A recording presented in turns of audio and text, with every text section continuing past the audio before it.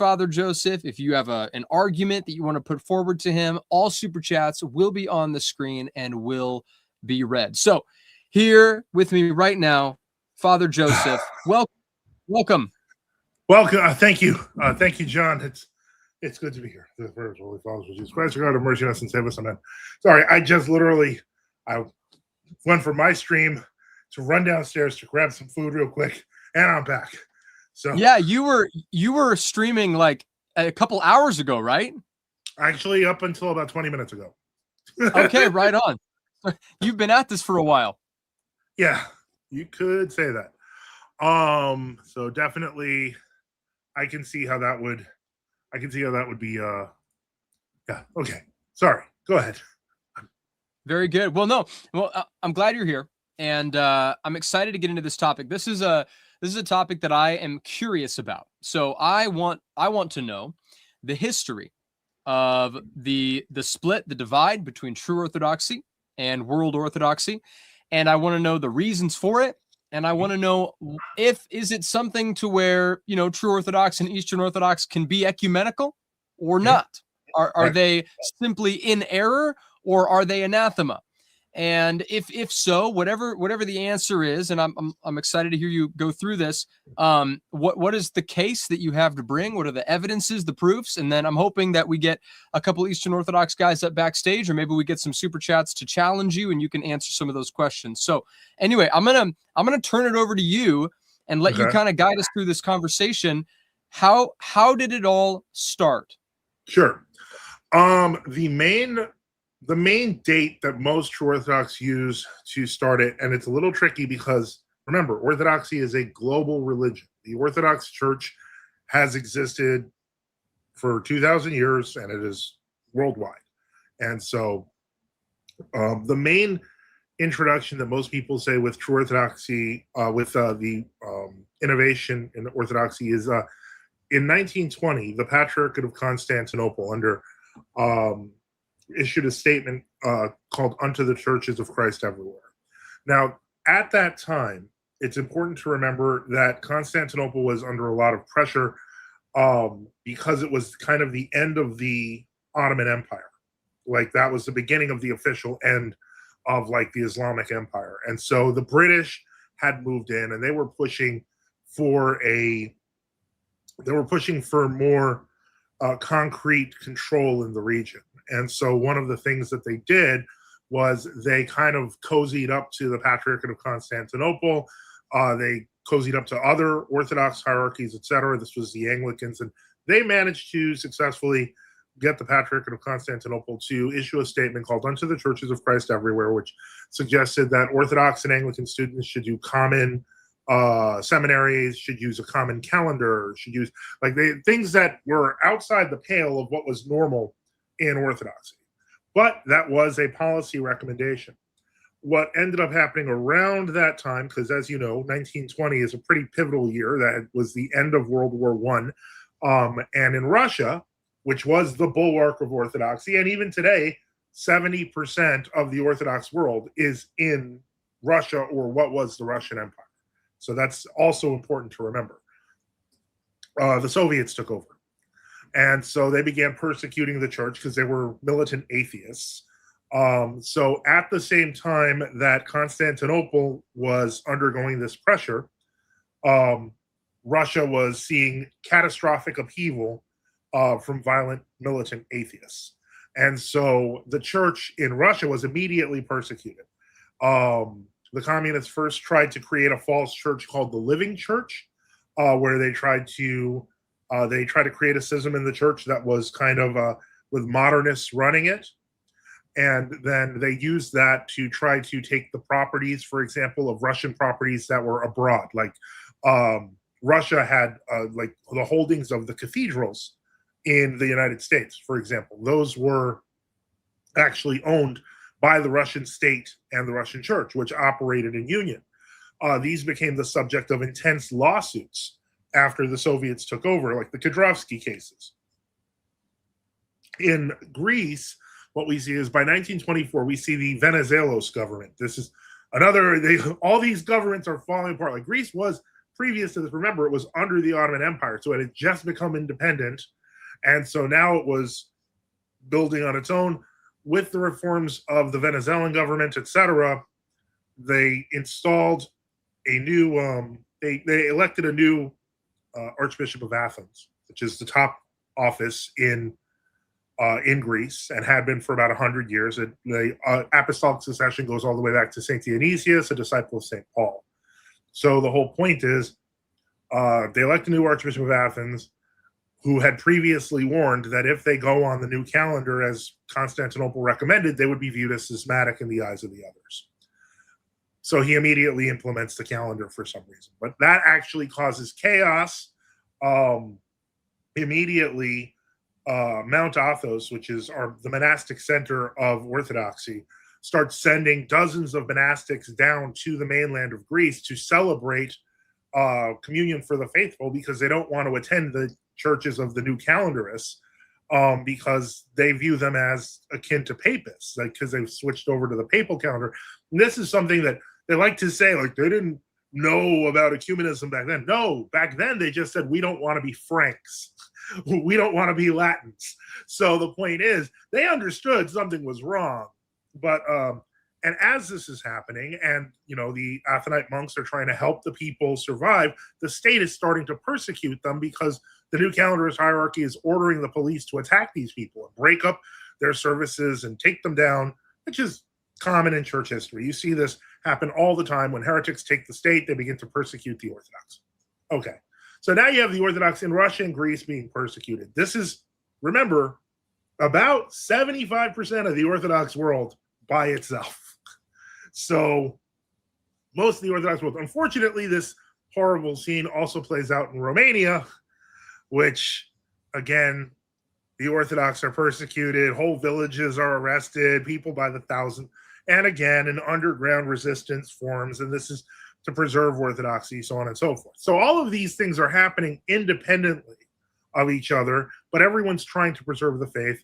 The living church in Russia, which is the Soviet church, eventually the Soviets realize that's not working, so they stop supporting it as much, and they just keep going for open persecution. So they end up killing around 27 million Orthodox Christians and hierarchies. That, like, the martyrdoms are insane numbers at this point. And there's martyrdoms in Greece, there's martyrdoms in Romania, there's martyrdoms in all of these countries, and this continues spreading. Now, while this is happening, in the 1940s, as you know, World War II happened.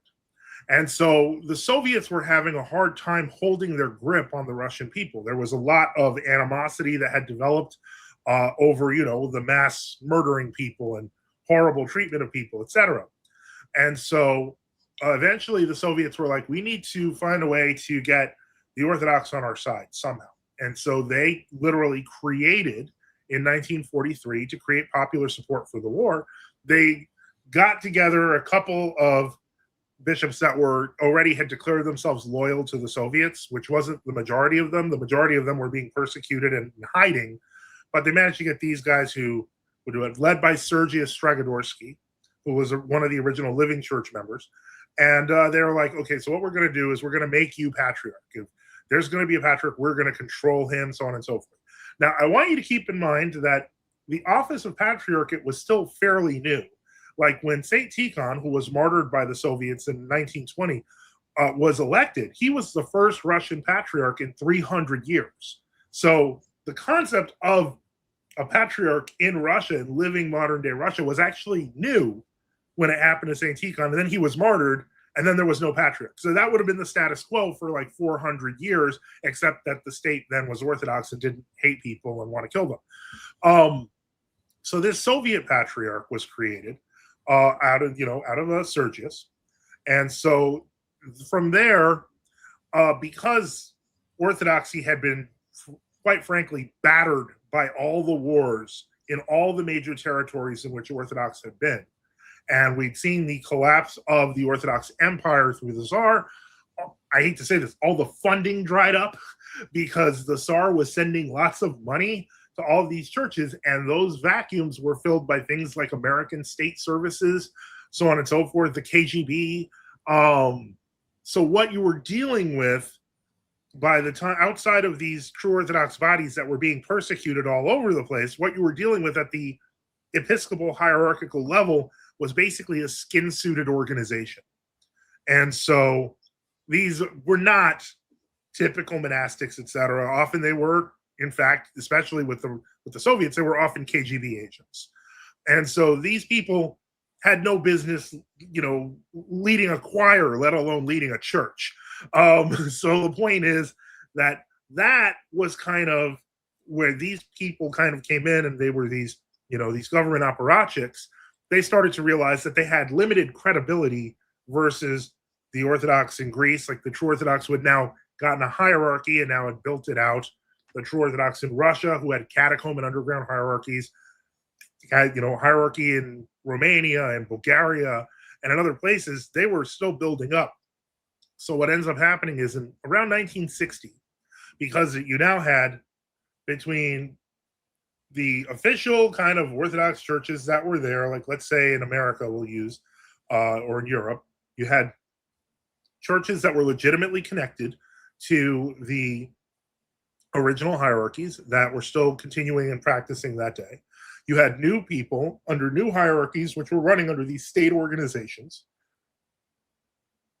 And then you had just whack jobs and crazies who really popped up everywhere, and they were encouraged by the Anglicans. And that's a whole other story, which I'm not even going to get into. But the whole point is that in the end, the true Orthodox bodies and the world Orthodox bodies all over the place, because they were now in other countries as well. There were true Orthodox Greeks who sent people to America to serve the parishes in Russia. This was a thing that happened. And so in 1960, the official organizations, as well as you could name them, including the Soviet Moscow Patriarchate and the New Calendar Greece, they kind of got together in America and created something called the Standing Conference of Canonical Orthodox Bishops. Before this 1960, this creation of this terminology, the term canonical Orthodox was meaningless. It didn't exist. It's a marketing term, because what they realized in that 1960 meeting, and they were trying to replicate it in other countries that were not Orthodox as well, is that they had to make themselves look official somehow. Since they didn't have the arm of state power and they weren't respected, so they kind of created this veneer of officiality, and that's what SCOBA was. And they tried to say that if you're not in SCOBA, you're not Orthodox. So that was when that started in 1960. And so that actually extends all the way to today, because eventually people started using SCOBA as a slur. Like it began, people started making fun of it. So they renamed it in 2010. So it's now called the Assembly of Canonical Orthodox Bishops. It's all marketing that was created here in the United States to take these state apparatus hierarchies and say that they're official. Now, granted, in the meantime, they have made some official moves, and it's been a battle back and forth. Like, for example, in Russia, because they've referred to the Patriarchate as the last arm of the Soviet government, it so happens that Vladimir Vladimirovich Putin happens to be nostalgic for the old days of the KGB. And it's just so happens that Patriarch Kirill, formerly Metropolitan Kirill, was KGB agent Mikhailov before the fall of communism, where he then made smart on some really good investments, notably alcohol, tobacco, etc., which earned him the name of the Tobacco Metropolitan, because he became an actual billionaire off his investments, off the vices of the Russian people. But he also was old KGB, so Vladimir Vladimirovich, and him got along great. What this meant was that true Orthodox, then descendants of true Orthodox, etc., that had their own churches, would have them taken away. To give you an idea, I lived in Russia between 2004 and 2006. And I attended a parish I would attend the cathedral of the Russian Orthodox Autonomous Church under the late Metropolitan Valentin of Vladimir and Sustal of blessed memory. Beautiful church, hundreds of believers. It was wonderful, joyous, like to see these people surviving past communism and still just, praying like Orthodox, super happy. Everything was beautiful. That church is gone now. You see, I left in 2006. I was there for a couple of years, but in 2009, the Patriarchate petitioned the Russian government to take away the cathedrals being maintained by non-patriarchal churches. And so they literally seized it. Now, I would be mad if they seized it and they made it a Moscow Patriarchate church. I would be mad, but at least they're making it a church. Instead, they just turned it into a tourist destination. They closed it. It now just has office hours where you pay to look around at all the icons and leave. They turned it into a museum, which is what the Soviets used to do. The Soviets used to turn churches into museums. Again, with the new calendarists in Greece, very chaotic. There are sectors in the Greek government which have talked about making the True Orthodox of Greece the official Church of Greece. Because in 2003, the new calendarists, who had gotten tired of getting shamed everywhere, including in the courts, because in 1982, the courts of Greece finally said, no, the True Orthodox are actual Orthodox Christians. You don't have a right to take away their rights. Because in Greece, which is historically an Orthodox country, clergy get things like salaries and health benefits.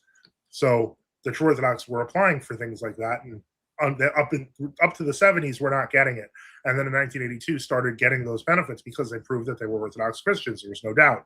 So in 2003, the New Calendarist Church of Greece managed to sneak a provision in the Constitution, which seemed innocent at the time.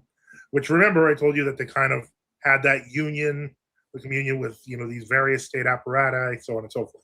They changed the Greek constitution to include the only recognized church of Greece is the one in communion with the Patriarchate of Constantinople. And so by doing that, that's a legal loophole that allowed them to say at that point, right after that was promulgated, this created a controversy among the True Orthodox because they began to say the only people that can legally be named the Orthodox Church of Greece are the new calendarists. This is all within living memory. And so some True Orthodox were like, we're not changing our name. We are historically the Church of Greece. Yeah, but that was before the Constitution changed, and the new calendarists started suing to take their buildings. So the point is, when people ask me, and I'm knowing all this, I've seen churches literally taken away. I've seen people literally persecuted and thrown in jail. I've seen catacomb bishops talk to me about their sufferings in the Soviet Union. And I have random people on Twitter go, you guys are just having some really negative opinions. Like, it's offensive. People died over this and people suffered over this. And these people act like because they read about Orthodoxy on the internet, or I should say the Orthodoxy brand, that they know everything. So I'm grateful to God. In the past 3 years, I've been using the platform that I have and the platform that God gave me ultimately to reach out to more people. That became much more intense over the past month or so. I explained why in the previous stream on my own thing. But so I'm here to talk about the True Orthodox Church, the Orthodox Church, because I see them as one and the same. And I see World Orthodox, the brand, as ecumenists, as Sergianists, and as worldly people who are only interested in buildings and care about formal unity, but don't care about unity in the faith, which is the Orthodox criteria. So can you lay out for us you mentioned obviously calendar is one of them. Ecumenism is another. What are the biggest differentiators for someone like me? Okay, so a Protestant. Mm-hmm. What are the biggest differentiators between true Orthodoxy and world Orthodoxy? And then I have a follow-up question regarding like state control. So if you wouldn't mind, answer that one, and then I have a follow-up about state control. Okay. Well, I'm going to be honest with you. You mentioned two things that we consider heresy, which is ecumenism and Sergianism. Modernism is another one. But if you look at it, let's say a very traditional-looking World Orthodox church, let's say like an Ephraimite monastery in Arizona, and you look at one of our churches, if you as a Protestant observer go in, you will probably see functionally no difference whatsoever between these two churches.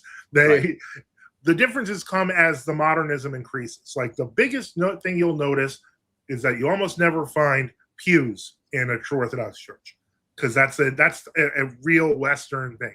You will find them occasionally, but it's not common. But outside of that, like the iconostas is basically going to be the same. Most of the icons are going to look the same. The music's going to be the same. Like, you have to be listening kind of carefully, like who's being commemorated as the leader or the metropolitan, the patriarch, etc. But outside of that, the practices are going to be pretty much the same.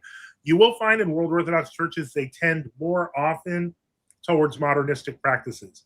True Orthodox tend towards traditional translations closer to the KJV. But, a lot, whether World Orthodox or True Orthodox, a lot of them won't even be in English. So that the point is that's those I would say are probably the biggest thing there. It's hard to notice when you're talking. It's so subtle. And this is not actually anything new either. I think I mentioned this in my previous conversation with you, that if you go to like the Arian Baptistry in Torcello, it's right next to the Orthodox one, and they look identical, even though they're two different churches under an Orthodox and a heretical church. So I hope that answers that question. Yeah. So then getting into the heretical differences, okay, not so much the cosmetic as you mentioned, but the more the heretical differences. Can you break down the calendar disagreement? You briefly touched on it, but could you break that down in a little more detail and why?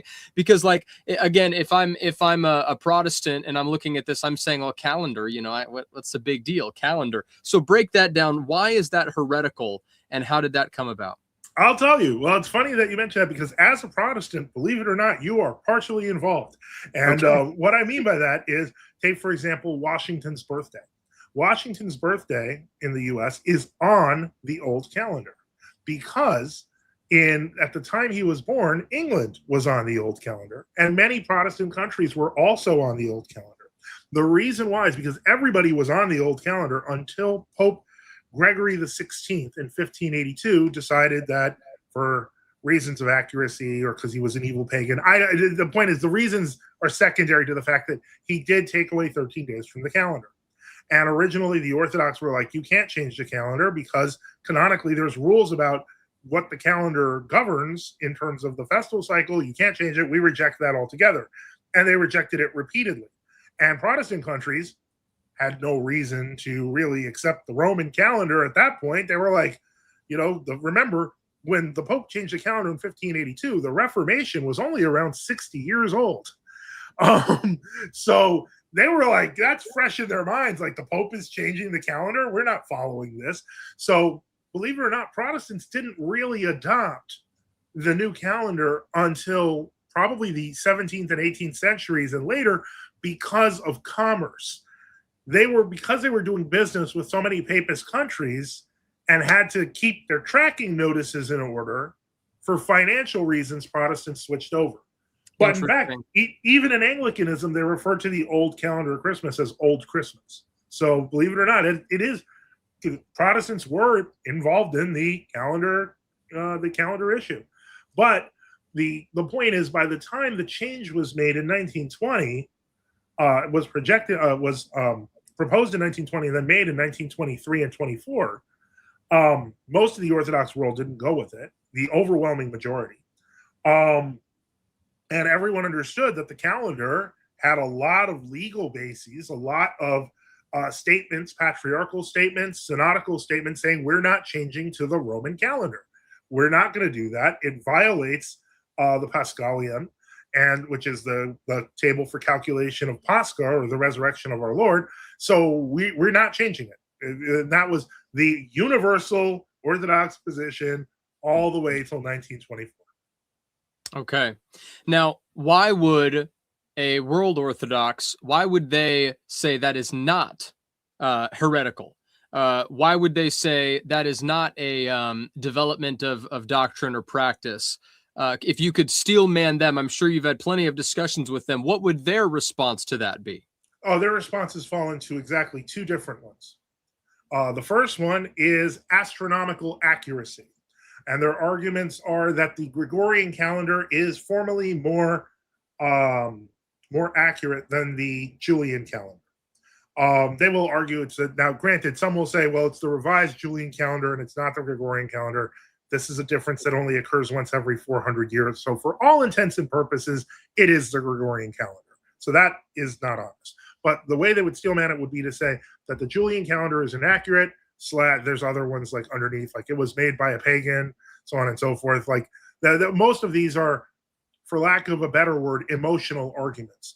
When you're arguing that something is better than something else, but you are talking about tradition, subjective questions become secondary. Right. And so, I may think that the Good News Bible is better than the King James, but that doesn't mean it's more accurate, and we know it's not. So the point is that subjective opinions notwithstanding, that's not a good argument. The other one, and this is the underlying thing, we mentioned ecumenism, and we mentioned how ecumenism is wrong. Whether this is one of the problems that I have had in dealing with people who in world orthodoxy are making their general arguments for why we're wrong. And it boils down to very simply, ecumenism is okay. So whereas we would regard it as a heresy, they actually will say ecumenism is wrong, but when you pin them right down on it, they don't really believe ecumenism is wrong. And so their belief is different than ours because we believe in one holy Catholic and Apostolic Church, and they believe in one somewhat invisible but mostly Catholic and Apostolic Church, which is not the same thing. Right. Right.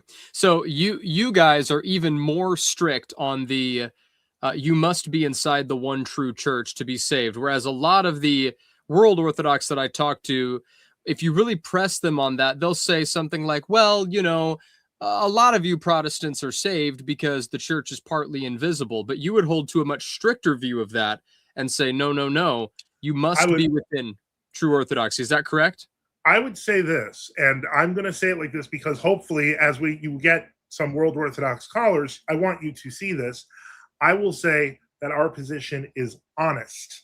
And what I mean by that is the church's historical boundaries have always been set that way. We did not make that up whole hog. We still will apply mercy. We will still try to be nice, but we know where the boundaries of the church are. Now, most of these people, when they're arguing with us, will say, of course we agree with you on that, but they do not actually agree with us on this. So if that's the case, it's not that we're stricter, it's that we're not lying because we are saying what we mean and not saying something other than what we mean. Right. So, yeah. And I take no offense to it either way. Yeah. It doesn't matter to me what someone else believes about me, but I want to pull this comment up on the screen really quick. It said, no EO would say the church is partly invisible. It's what the wording that they use. Maybe they don't say the church is invisible, but they do say that salvation is also outside of the church. That's what I meant to say. So perhaps I worded it wrong, Walker, but they do say, and I've had talks with many Eastern Orthodox guys, that they will admit that there is salvation outside of the church. It's not normative, but it is there. Well, what we would say is that those who can be saved outside the church are up to the mercy of God, and we know nothing about them. So that would be, I think, and that is a fair statement. That is why when a non-Orthodox passes on, we simply say, Lord, have mercy, because we don't know what is going to happen. We're not God. Have there been cases in history where heterodox, even pagans, have been pulled to heaven by God out of Hades? Absolutely. Do we know who they are? Not really. So I'm not going to make claims that, wow, I'm looking at this comment section. There's some angry people here. Some of them I recognize, like Calciu. He's a constant angry guy. And but this is going to be interesting. A lot of them are saying things like, well, I saw one that was my favorite, which was saying, he's lying. You need to get a priest on. Yeah. We're trying. Like, this is the closest we've gotten to a priest on, because, a world Orthodox priest, because I am a priest. So, anyway, the point is that if they're not willing to come on, and I've been hearing there might be rumors that one might come on today, which I am looking forward to, because I have tried for the past 3-4 years. I have been trying to get that debate, and it has to be the only opportunity I had was a 3v1 debate where it was basically very heavily curated. I still count it because I still think I did great. But the point is, so these guys don't do well without Walker. Who do you think is asking for the debate with Father Peter Hears? I'm the one who wrote to him a dozen times. I'm the one who's put it public. I'm the one he responded to and said, if I thought it was worth it, I would have a debate with you 10 times. And I responded with, of course you don't think it's worth it, because That would make me more visible to your followers, and you do not want that. So I'm the one who asked for it, and he's the one saying no. And if, by the way, if Father Peter is a little offended and is here watching live, please come on. Thank you. I do think that is one of the difficult things about getting you a debate with a World Orthodox priest, is because I have a reputation. It exposes a fraction in this what would otherwise be seen as very monolithic structure of Orthodoxy, and that so I'm gonna ask you a question about the church being under state control. But before we do that, I want to bring up an Eastern Orthodox guy who just called in. He is a common guy on the channel. You talked to him last time. So I'm gonna bring him up on the stage. Spenny, you have the floor. Hey, what's going on? Hey there, Spenny. Can you hear me? Yes. Yeah. How you doing, John? I don't think I would call you father. I know none of you do. Most of the diorites are make a very big point about calling me by my first name, which, by the way, doesn't affect my ordination at all. I understand your perspective. I have a question for you. Sure. When I consider church history, and I look at somebody like Saint Athanasius, how, and help me with this, what is the distinction between you and Athanasius? I don't understand what you mean by the distinction. Saint Athanasius broke communion with everyone except 5 bishops on earth. Like, he broke away from all of them because they were Arians. That is identical to our position. We do not remain in communion with heretics. Just like, not just Saint Athanasius, Saint Maximus the Confessor, Saint Cyril of Alexandria, Pope Saint Martin. There's a book, and I think I might have shown it last time, but I'm going to recommend it again. If you do not fully understand the nature of how confusion works in time of heresy, how the church organizes itself, The History of Resistance by Subdeacon Nectarius Harrison, highly recommend, covers hundreds of instances in church history. It's about 400 pages worth, and it'll give you a real understanding of how you're supposed to react to heresy. So as a lay person or as a... Well, no, St. Athanasius was a bishop. So as a bishop, you have to separate and you have to administer the church. As a layperson, you just have to follow a true bishop. So if you're following a false bishop, it's just a matter of going to a true bishop and asking what to do. So let me get this clear. You're claiming you are in the exact same position as St. Athanasius? Absolutely not. St. Athanasius was under persecution. He had to deal with a lot of things. I would say that somebody in Russia or Greece who's being persecuted by the World Orthodox is a much closer position. I'm in America, where at least I know I'm free. And so the point is, currently, there is no attempt to make my existence illegal, although there have been some people who wanted that. But the point is, no, I wouldn't say. So I wouldn't say I'm like St. Athanasius at all, because I don't have to deal with active persecution. But because of that, that gives me a chance to go on more of these shows and talk about true Orthodoxy. Okay. I guess that's it. I was just curious. Oh, that's it. That's a fun question. Well, you're distinct from Athanasius, but there are members of your communion who are in the similar situation of absolutely. Yeah, absolutely. Okay. I guess that's it. I don't have much more than that. I was just curious what your response to that would be. Well, it was good to talk to you again, Spenny, and I know you don't believe it, but God bless you. Cool. I'm glad he got to come up here. Okay, so until we get another guy to join back stage, I'm going to ask you the state control question. So, sure. You mentioned that a lot of what led up to the split between World Orthodoxy and True Orthodoxy was state control. It was Soviets, it was KGB agents. Yeah. And this is a lot of what I hear when talking about certain councils. For example, the iconoclast, right? This was also a state. What I hear from EOs anyway, when I bring this up, is that the state kind of shoved it down Orthodoxy's throat, and that synod or that council was not deemed to be ecumenical, and it was later overturned by Nicaea. And so you're talking about the Council of Hieria, correct? Yes. Okay. And so I'm wondering, is this a similar situation in your view, where you believe that the state kind of forced the calendar down Orthodoxy's throat, and you guys were the ones who did not take the bait, who did not submit to that?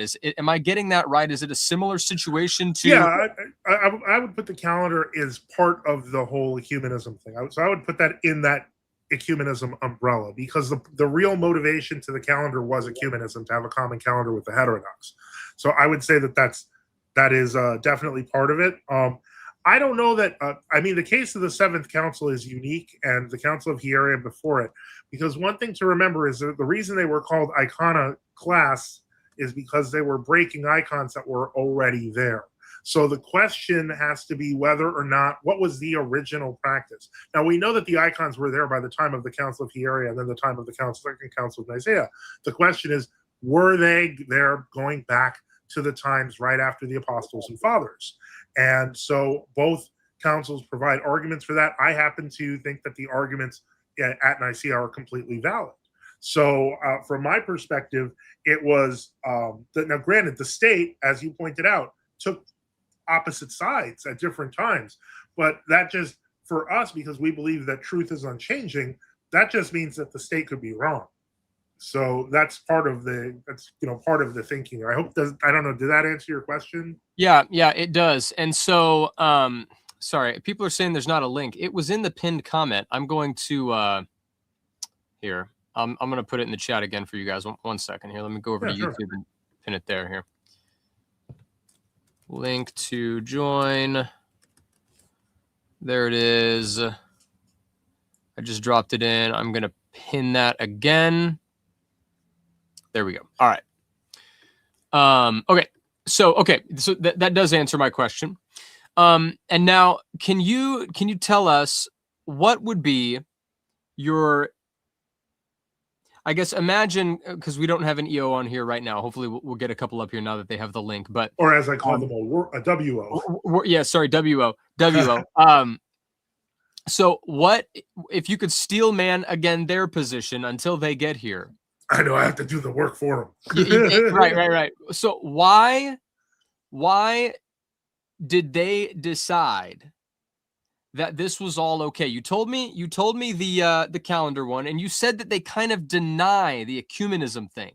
Yeah, they say it's okay, and that's that's generationally, because they've been trained in that for going on 50, 60 years straight. Generationally, they are indoctrinated into ecumenism. So of course they don't see anything wrong with it. They're used to it. Okay. All right. That makes more sense. So from your point of view, what is the biggest issue right now with world Orthodoxy? Would you say it's the modernism? Is that what is deteriorating the faith in your view? I would say it's the ecumenism first, because modernism can be reversed. But modernism and, again, all the three work together. The Sergianism, working under the atheist state authorities, the ecumenism, and the modernism, they all tend to work together as to destroy and damage people's inclination towards faith. So they destroy the zeal people have for going to church and praying, and ultimately being a zealot in Orthodoxy is not something that is considered negative. It's considered holy. And so when we hear people go, don't be a zealot, that's literal crazy talk. Orthodoxy is filled with zealots historically, and filled with people we refer to as fools for Christ, people who seemed insane to the regular populace, but were actually saintly people united to God in ways that were invisible to the public at large until later. So that's basically, the essence of Orthodoxy. The beauty of it, the freedom of it disappears. It's chafed underneath. So on the one hand, I could get into the details of how ecumenism damages souls, etc. But when you look at the spirit of the thing, if you go to, say, St. John's Monastery in Kobolsko, which is a GOC monastery, it's a true Orthodox monastery, you look at the spirit there compared to going to Abbot Tikhon's over at Vashon Island. And yes, I know I'm naming names, but Abbot Tikhon there, he's a hero among a lot of the people in your chat, but he cannot help but say, whenever he says the one true church, he cannot help but name drop the words Roman Catholics with it. He can't. Like, it's like some sort of twitch. He has to say that the Orthodox and Roman Catholics are one church, which is insane. So, and anyone could look that up, but it's not just him. It's he's just a symbol.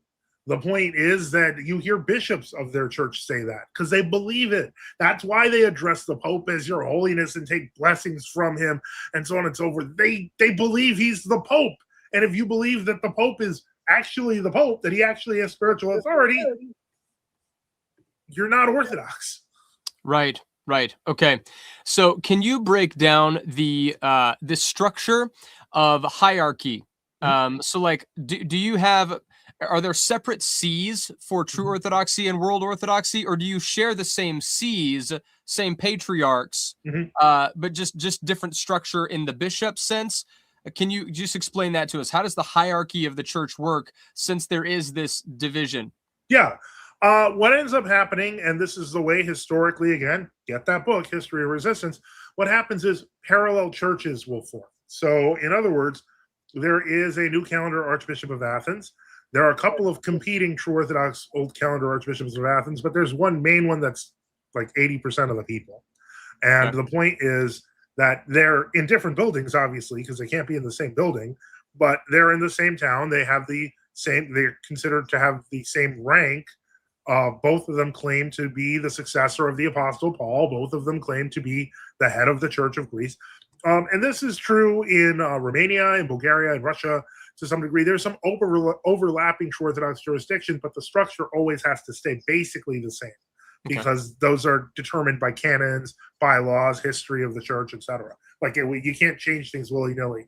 The place where you might find differences is in like America, or like Africa is a confused and contested state right now. Asia, areas that, as you know, because if you work in Christian news, etc., you know that the big missionary territories of the next 100 years are going to be Africa and Asia. And the point is, we're in the thick of it there too. And so World Orthodox are in the thick of it there too. And so now over there, there's less definition because it's all mission territory. But in the old world areas, it has to follow the rules that were there. Okay. Now you mentioned Krill earlier. Yeah.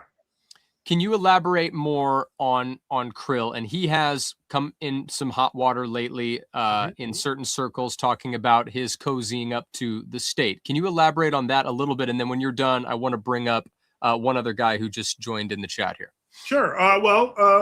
Patrick Kirill, or Agent Mihailov, as he's known in the Mitrokhin archive. Is he really a KGB agent? Yes. That's a real thing? Yep. We didn't make that up. Okay. Wow. Okay. That's fine. Sorry. But because people accuse some high level Protestant pastors of being CIA agents and stuff. Yeah. No, he is an actual documented KGB agent. This is not a joke. Okay. No, he is a documented KGB agent. And so like basically, he has always been kind of the best term you can use, because the job of the clergy for the most part in the Soviet communist kind of structure is observational. So the job of the clergy is to figure out what people are doing, take notes, so on and so forth, to act as general intelligence on what outsiders and foreigners are doing, etc. That was kind of the major role that the Moscow Patriarchate played in the World Council of Churches during the Soviet era. They were basically spies, and their job was to spy on people. So he did that well, and like most of the other former Soviet spies, in his regular life, he's kind of a tanky. He's just basically whatever the party says is good, so on and so forth. So when the war started, for example, in Ukraine, suddenly it was a holy war. Suddenly it's like this, for most Russians and Ukrainians, before this war started, they considered it fratricidal, that these were two ethnically similar and close people. They were related. For every Russian, they had Ukrainian cousins and vice versa. And so this was a fratricidal war, and all the true Orthodox basically said, yeah, this is fratricide. Of course, you're loyal to your country insofar as you can be, but you observe what all the other Russians were saying, which is that this is fratricidal, and all the other Ukrainians were saying. But the point is, Kirill took it to another level by saying it was a blessing from God to fight and kill on the side of Russia, because what that was basically, I mean, he was basically calling for fratricide. And so there were Moscow Patriarchate priests who were like, this is wrong. They went to jail. And there were, lots of other people who went, complained about this. They went to jail. And so the priest I knew, for example, because this was another horrible problem, is that if you were a dissenting priest or you were in a true Orthodox church, then you could be sent to the front lines. And so my priest in Russia, when I was there, the pastor of my church, he actually left about 5 months before the war because he had a strong feeling. He knew what was happening. They were kind of giving him warnings, like, we're going to put you on the front lines. So he lives in another country. He still talks to his wife, and they wait for the war to end and try to figure out how to meet and stuff like that. But ultimately, he can't go back to Russia because he knows he'll be thrown into the meat grinder. And he's not an isolated case. There are a number of true Orthodox clergy who have been thrown into the meat grinder. So we don't even know what happened to them sometimes. So in terms of what Kirill is doing, he's destroying in a way that previous KGB patriarchs had not. He's destroying faith in the church. When people see the church as some sort of bloodthirsty organization that just wants to win wars on behalf of the Kremlin, it damages their reputation. And this has unfortunately always been the case with the Moscow Patriarchate, that if the state tells them to make Orthodoxy look bad, they're willing to do it. I don't think that that's the intention here, but join the Kremlin's war. Are you at liberty then to say that Kirill is in error? I think he's a flaming heretic, and he's one of the biggest ecumenists. Before his role as patriarch, he was director of external church relations, which meant he was basically in charge of ecumenism there.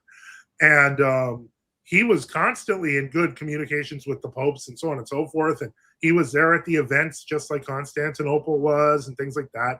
Like, I'm pretty sure he's in the Assisi pictures that I showed last time. So the point is that, yeah.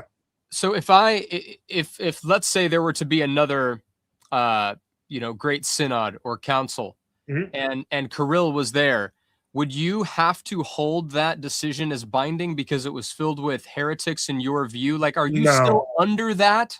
Well, here's a funny story. In 2016, they've been trying to hold a pan-Orthodox council now for, ever since ecumenism started. Their big thing has been, we're going to hold a council. And they finally got around to it in 2016. They called it the Great and Holy Council, so on and so forth. The Greek Archdiocese absolutely recognizes this as a canonical council. 10 years later, less than half the original participating churches show up and even recognize it. It is what we would call a robber council. It was a false council, which basically pronounced false doctrines and ultimately produced nothing. And unfortunately, that's kind of how we view other councils that failed, like the Council of Hieria, so on and so forth. Right. And the Monophysite councils, so, et cetera. So from our perspective, they've already tried to hold that council. Now they're trying to save face and say it wasn't really the council, even though that's what they were saying the whole time leading up to it. Because they know that they failed in something so basic as getting people together and making a statement. Whereas our churches, whether it's the GOC communion under the Clinical Synod or our synods, we do that every year. It's not a big deal to us because we try harder to stay in real, actual communion, not just some paper thing. Okay. All right. Thank you. Let's take a pause on our discussion and let's bring Chief up to the stage. Chief, what do you believe? Are you a world Orthodox, true Orthodox? I'm just a Christian. I believe in the Bible, full gospel, sort of like Protestant, I guess you could say.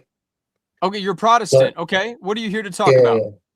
Yeah. Oh, I did hear you say that Protestants were CIA, but they're free. Some of them are Freemasons, so that's true. They're that's Freemasons, true. Which is a satanic organization. So, and they'll burn in hell. So, But I just don't understand. You guys follow the laws, right? Well, what do you mean by the laws? Well, you mean like the laws of the state? Like how do you get to heaven? By believing on the Lord, getting baptized, and living His commandments. Getting baptized to get you to heaven? Let me ask you a question. Do you believe No. Jesus Christ? I just asked you a question. Yeah, and what's your question? Okay, that's wrong. That's totally false.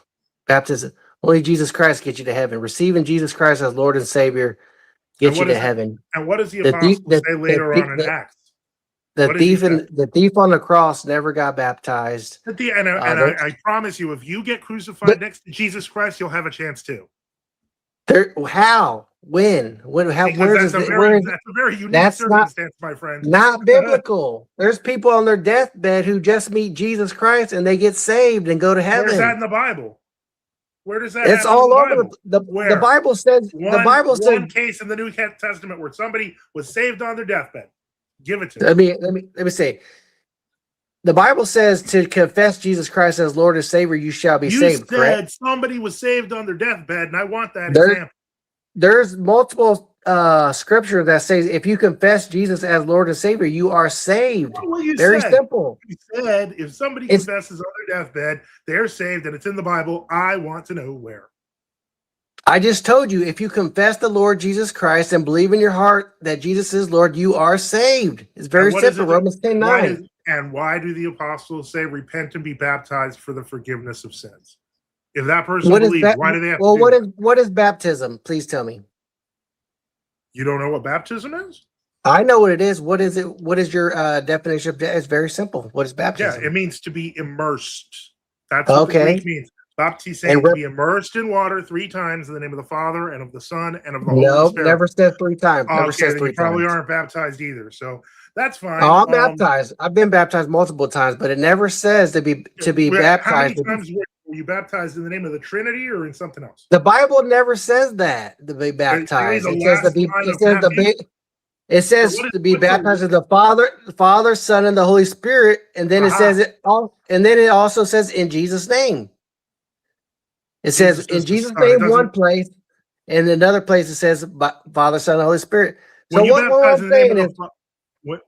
saying is, do you read Galatians and Ephesians where it says we're not under the law? We're not. We're going all over the place with this. No man should judge you by days or feast events. Do you read that stuff? Yep. Yes, I do.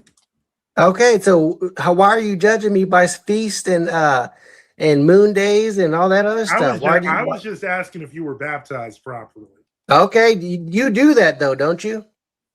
Yeah, I baptized. I think you know where I'm saying. It's very simple. Confessing Jesus Christ as Lord and Savior is the only way to get saved. It's very simple. When you confess that Jesus Christ is your Lord and Savior, not have to get. You do not have to obey Him. You have to obey. You do have to obey Him. I agree with you 100%. Once you say, here's the thing.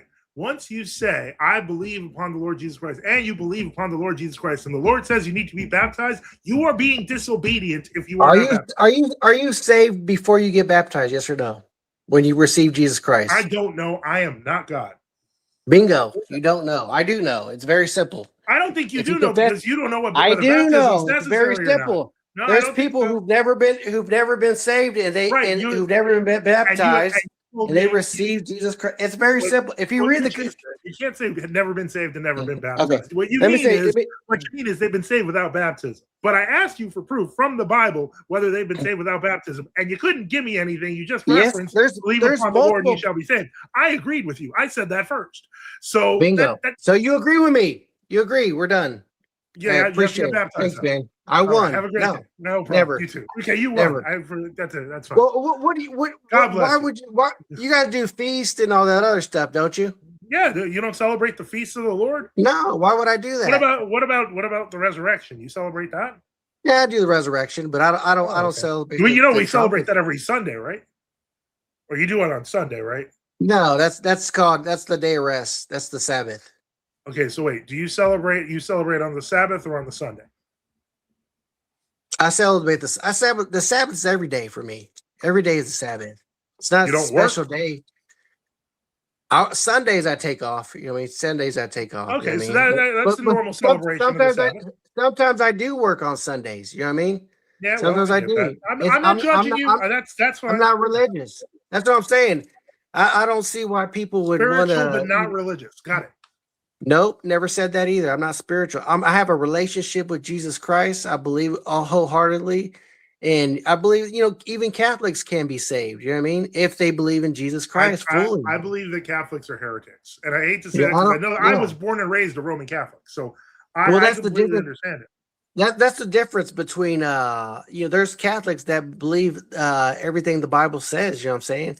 But is anybody do everything 100%? No, that's why Bingo, we have faith in our That's Lord. right. Nobody does everything exactly perfect, every day and every none holy.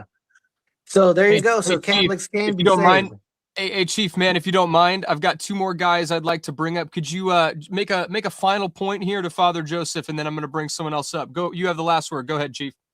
No, I just want to, my point is, all Christians should unite and be one. And like the Bible says that there'd be no divisions, but us, let's all be one family, no matter what we believe. If we believe in Jesus Christ as Lord and Savior, then we're family. Just very simple. Have a good day. I appreciate you coming up, Chief. Thanks so much. All right, I got a couple more guys here. Okay. I don't even know how to. Looking forward to it. I don't even know how to pronounce this guy's name. And then I want to bring up YP too. YP's with us. So it's like Deli Mateu, and that's YP. Hey. Yeah. So we got anyway. The guy's name who I don't know how to pronounce. Are you Eastern Orthodox, World Orthodox, True Orthodox? My name's Andy. Andy. The YouTube handles Deli Mateu. It's my Orthodox version of Deus Vult, God's will. Right. Awesome. So I am, we call it Holy Orthodoxy, Eastern Orthodox. I'm in the Antiochian Patriarch. So you're World Orthodox in Australia. Okay, cool. Awesome. What do you have to bring to Father Joseph here? Yeah, so I'll have to admit I don't know too much at all about True Orthodoxy, other than obviously from our point, it's a schismatic group from. You said that you're Australian? Correct. There are actually a number of True Orthodox in Australia. I actually know a couple of them, and some of them have actually, I've spoken to them online. So if you look on the map of True Orthodox jurisdictions that we have, you'll see that there's actually quite a number of Australian True Orthodox parishes. And we got all sorts of flavors of all sorts of things here, so it doesn't surprise me, to be honest. But yeah, I mean, ideally, and probably Father Joseph might agree here that the ultimate way that Orthodoxy, particularly in countries like Australia and the United States and the United Kingdom, should move forward at some point, is that we would have the Orthodox Church of Australia, the Orthodox Church of America. But I think it's just an artifact of history and immigration, the way that Holy Orthodoxy has come to what were more traditionally, formerly Protestant nations. Is it's through the ethnic groups that brought those traditions with them, so that we've got multiple, because because we've got Rokor here as well.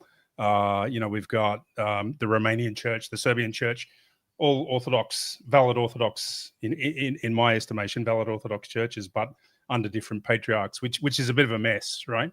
But then we get into the idea of, well, who looks after the property and who gets all the asset, you know what I mean? Like the realities of the world kind of make that all a bit more difficult. But back to the point of Father Joseph's position, I don't, as I said, know too much about the True Orthodoxy. I've heard of you guys before.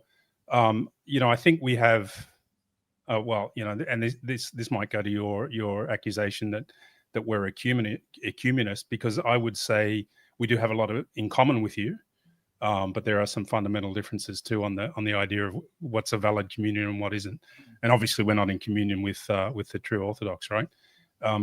With regards to the calendar, though, that's kind of what I wanted to bring up specifically. Like in Antioch, we use the new calendar for feast days, but the old calendar for Pascha and for Christmas, as an example.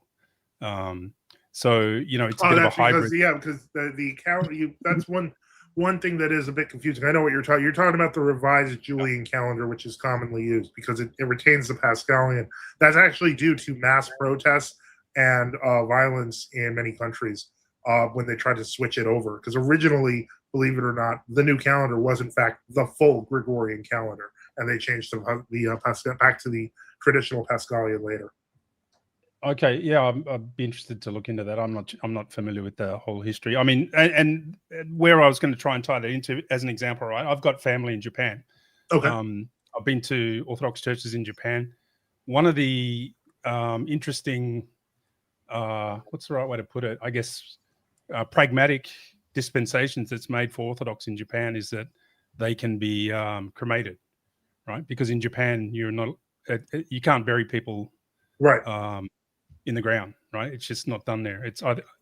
I wouldn't go as far to say it's against the law, but it's pretty close, because I know be. that that's actually a dispute among Muslims. Yeah, it might be. I'm not Japan. sure is why I wouldn't say it, but I know that the Roko has given the Japanese churches a dispensation to do it, right? So there are, I suppose, instances in recent history where the church does alter things for the sake of the realities on the ground, for want of a better way to put it.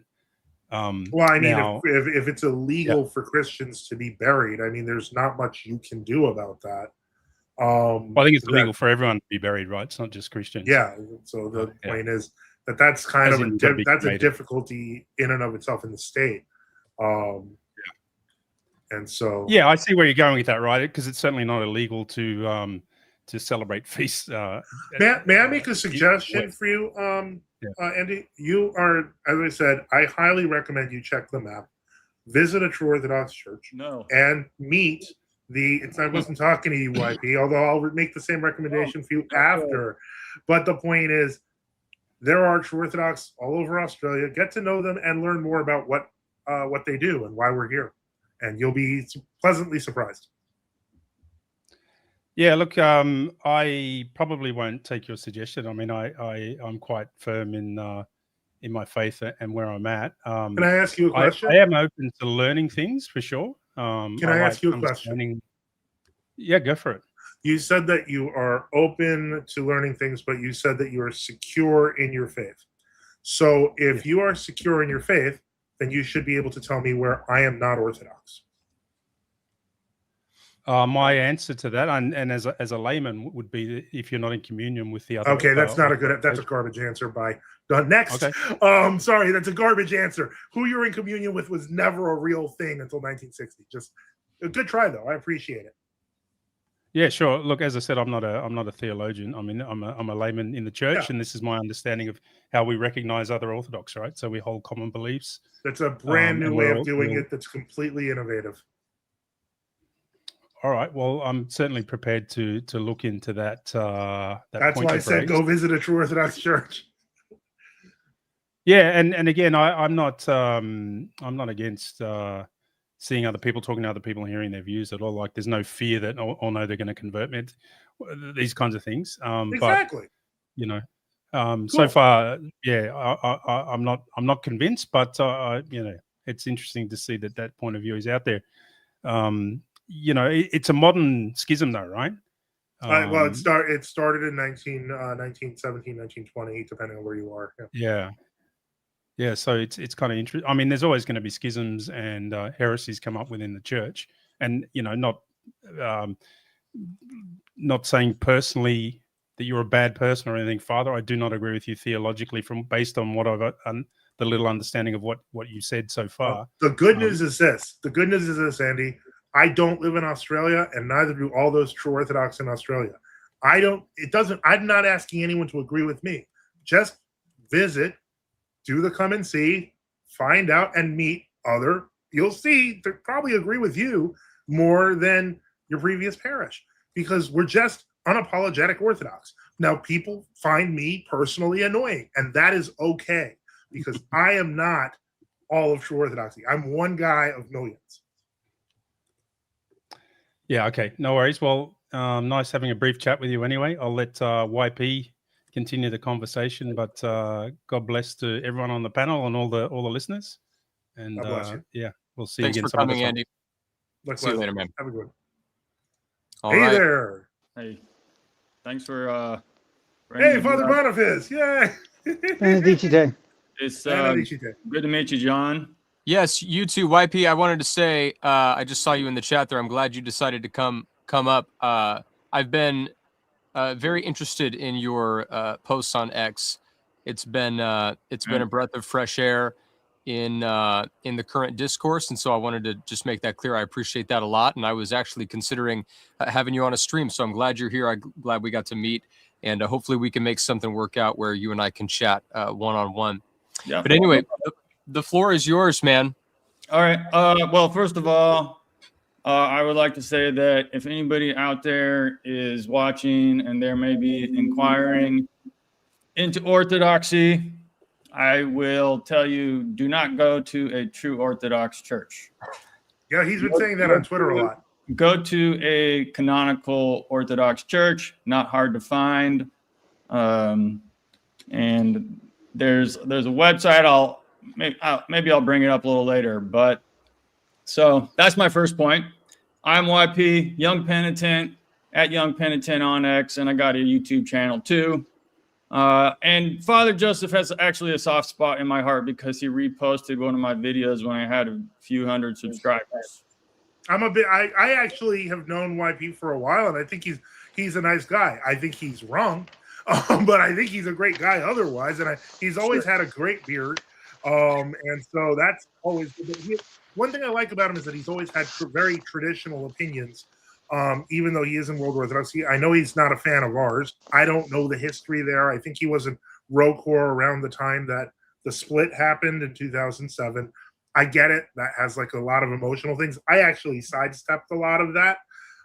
So that's all I know about your history. But you have referred to what's his name? I think I mentioned him earlier on Vashon Island. Yeah, that's actually why I decided I wanted to. Yeah, because you call him Grandpa or something, right? Yeah, Abbot Trifon, and Why does he up the Roman Catholics all the time? You're wrong on that, though. I heard you. You're There's just video. I can pull up video. He does it a all the video. time. Listen. I have been following Abbot Trifon for 20 years. Okay, I read his blog. I read his blog every day. I watch his videos. I go and visit his monastery. Okay. Mm-hmm. I have never read him anything he wrote saying the Pope is a bishop. I never said that. He says that the Catholics and Orthodox are both part of the church. I've never heard him say that. So he just said earlier that he's saying it every time he opens his mouth. I think that's a false statement. Okay, let me put it to you. Every time he talks about the church, okay, I can't even say every time because I don't know how many times he's talked about the church. I will say that at least recorded 5 times on video, which is a substantial number of times, he has said Roman Catholics and Orthodox are one church. There's people in the chat who are pointing it out. I could ask him. I will. Actually, in fact, I will. But I would dispute that. Okay, but I challenge you to do it and ask what his real position is, and you may be disappointed. But let me ask you a question. If he does say they are the one church, what will you do about it? What will I do about it? Well, I can have a disagreement with him. See, well, you have a disagreement with me, and that's fine and civil, but the point is, when we're talking about the boundaries of the church, that's kind of important, don't you think? What canons would Abbott bring up that allows him to say what he's saying? If he's so canonical, what are those canons that he can be ecumenical? Well, you have to ask him. I thought that you would know, since you said Father Joseph is not canonical. I thought that you know yourself something about a few canons. So I'm kind of like shocked by you not knowing. No, I don't know anything about canons. I've never read the majority. You should read it. It's great. Maybe I will. I don't know. I have trouble reading these days. My mind has turned to mush. Why is that? Oh, there are several reasons. I hope my YouTube channel's not one of them. No. Well, your mind is not much. You say it's mushy, but it's straight enough to call Father Joseph non-canonical. That's okay. I don't get it. I don't get it. I think that if I was in his position, I would call me non-canonical too. So I totally get that. Yeah, I have to tell you, I will admit, I have not given you guys a fair shake in terms of listening to what you have to say, because I don't care really. Well, that's fair. That's fair, UYP. I can't argue with that. He's honest. So anyhow, I wanted to dispute that, and Abbot Trifon is a wonderful man, and he's a spiritual man. He is speaking the truth, and I'll try to ask nicely. Please let me put it this way. What is the word? Try to be gracious. Try to be charitable towards him. I'm gonna say something, and I hope that you're not offended. But I'm gonna try to be as cool and calm as possible. There was a period where I wasn't really active on Twitter, and I was mostly on Gap. And one of the people that I followed was Abbot Trifon, which I guess he had like just basically like an auto post thing going on, so on and so forth. And I read a lot of his posts, and because he, talked about nice things and stuff like that, I was like, maybe, just maybe, I'm being too rude. And to the point where I was literally Christmas, Orthodox Christmas, maybe like it was when I didn't have a bishop a few years ago, and there was like 2 years I didn't have a bishop, and I was like, maybe I'll just take the family over to the World Orthodox Church. And I'm not kidding. I kid you not. On my Gab, there was an article by Abbot Trifon written for Christmas, and the entire article was about why the old calendarists are evil. And I was so horrified. I was so horrified by this. And I was like, Abbot Trifon saved my life. This is why you're going after him. This is why. No. He saved my life, because if it wasn't for him being that direct, I wouldn't have ever realized that was kind of his real feelings. He's a soft guy, but he can be pretty nasty. Do you watch him? Do you watch his videos now? Because not regularly. I don't watch his stuff anymore. Well, then how do you know that he's got 5 videos talking about the Pope? Pope? I've seen excerpts. Because people send them to you. Because this is what all you. No, nobody sent them to me. You guys find who? Nobody sent them to me. How did you find them? Because I would see his channel sometimes, and I would flip through it occasionally. All right. But I'm just saying, you guys are always like trading these secrets. Like this guy's that did this guy did that. It's on public YouTubes. You guys are, They're public. You guys. I'm saying we're not trading anything in secret. I see this stuff on your. You guys will put it on a website. I'm not even sure. You guys have so many. You have schism upon schism. So people know watching. What do you mean schism upon schism? You got so many groups: the True Orthodox, the Genuine Orthodox, the Rocore A, the Rocore B, all these different.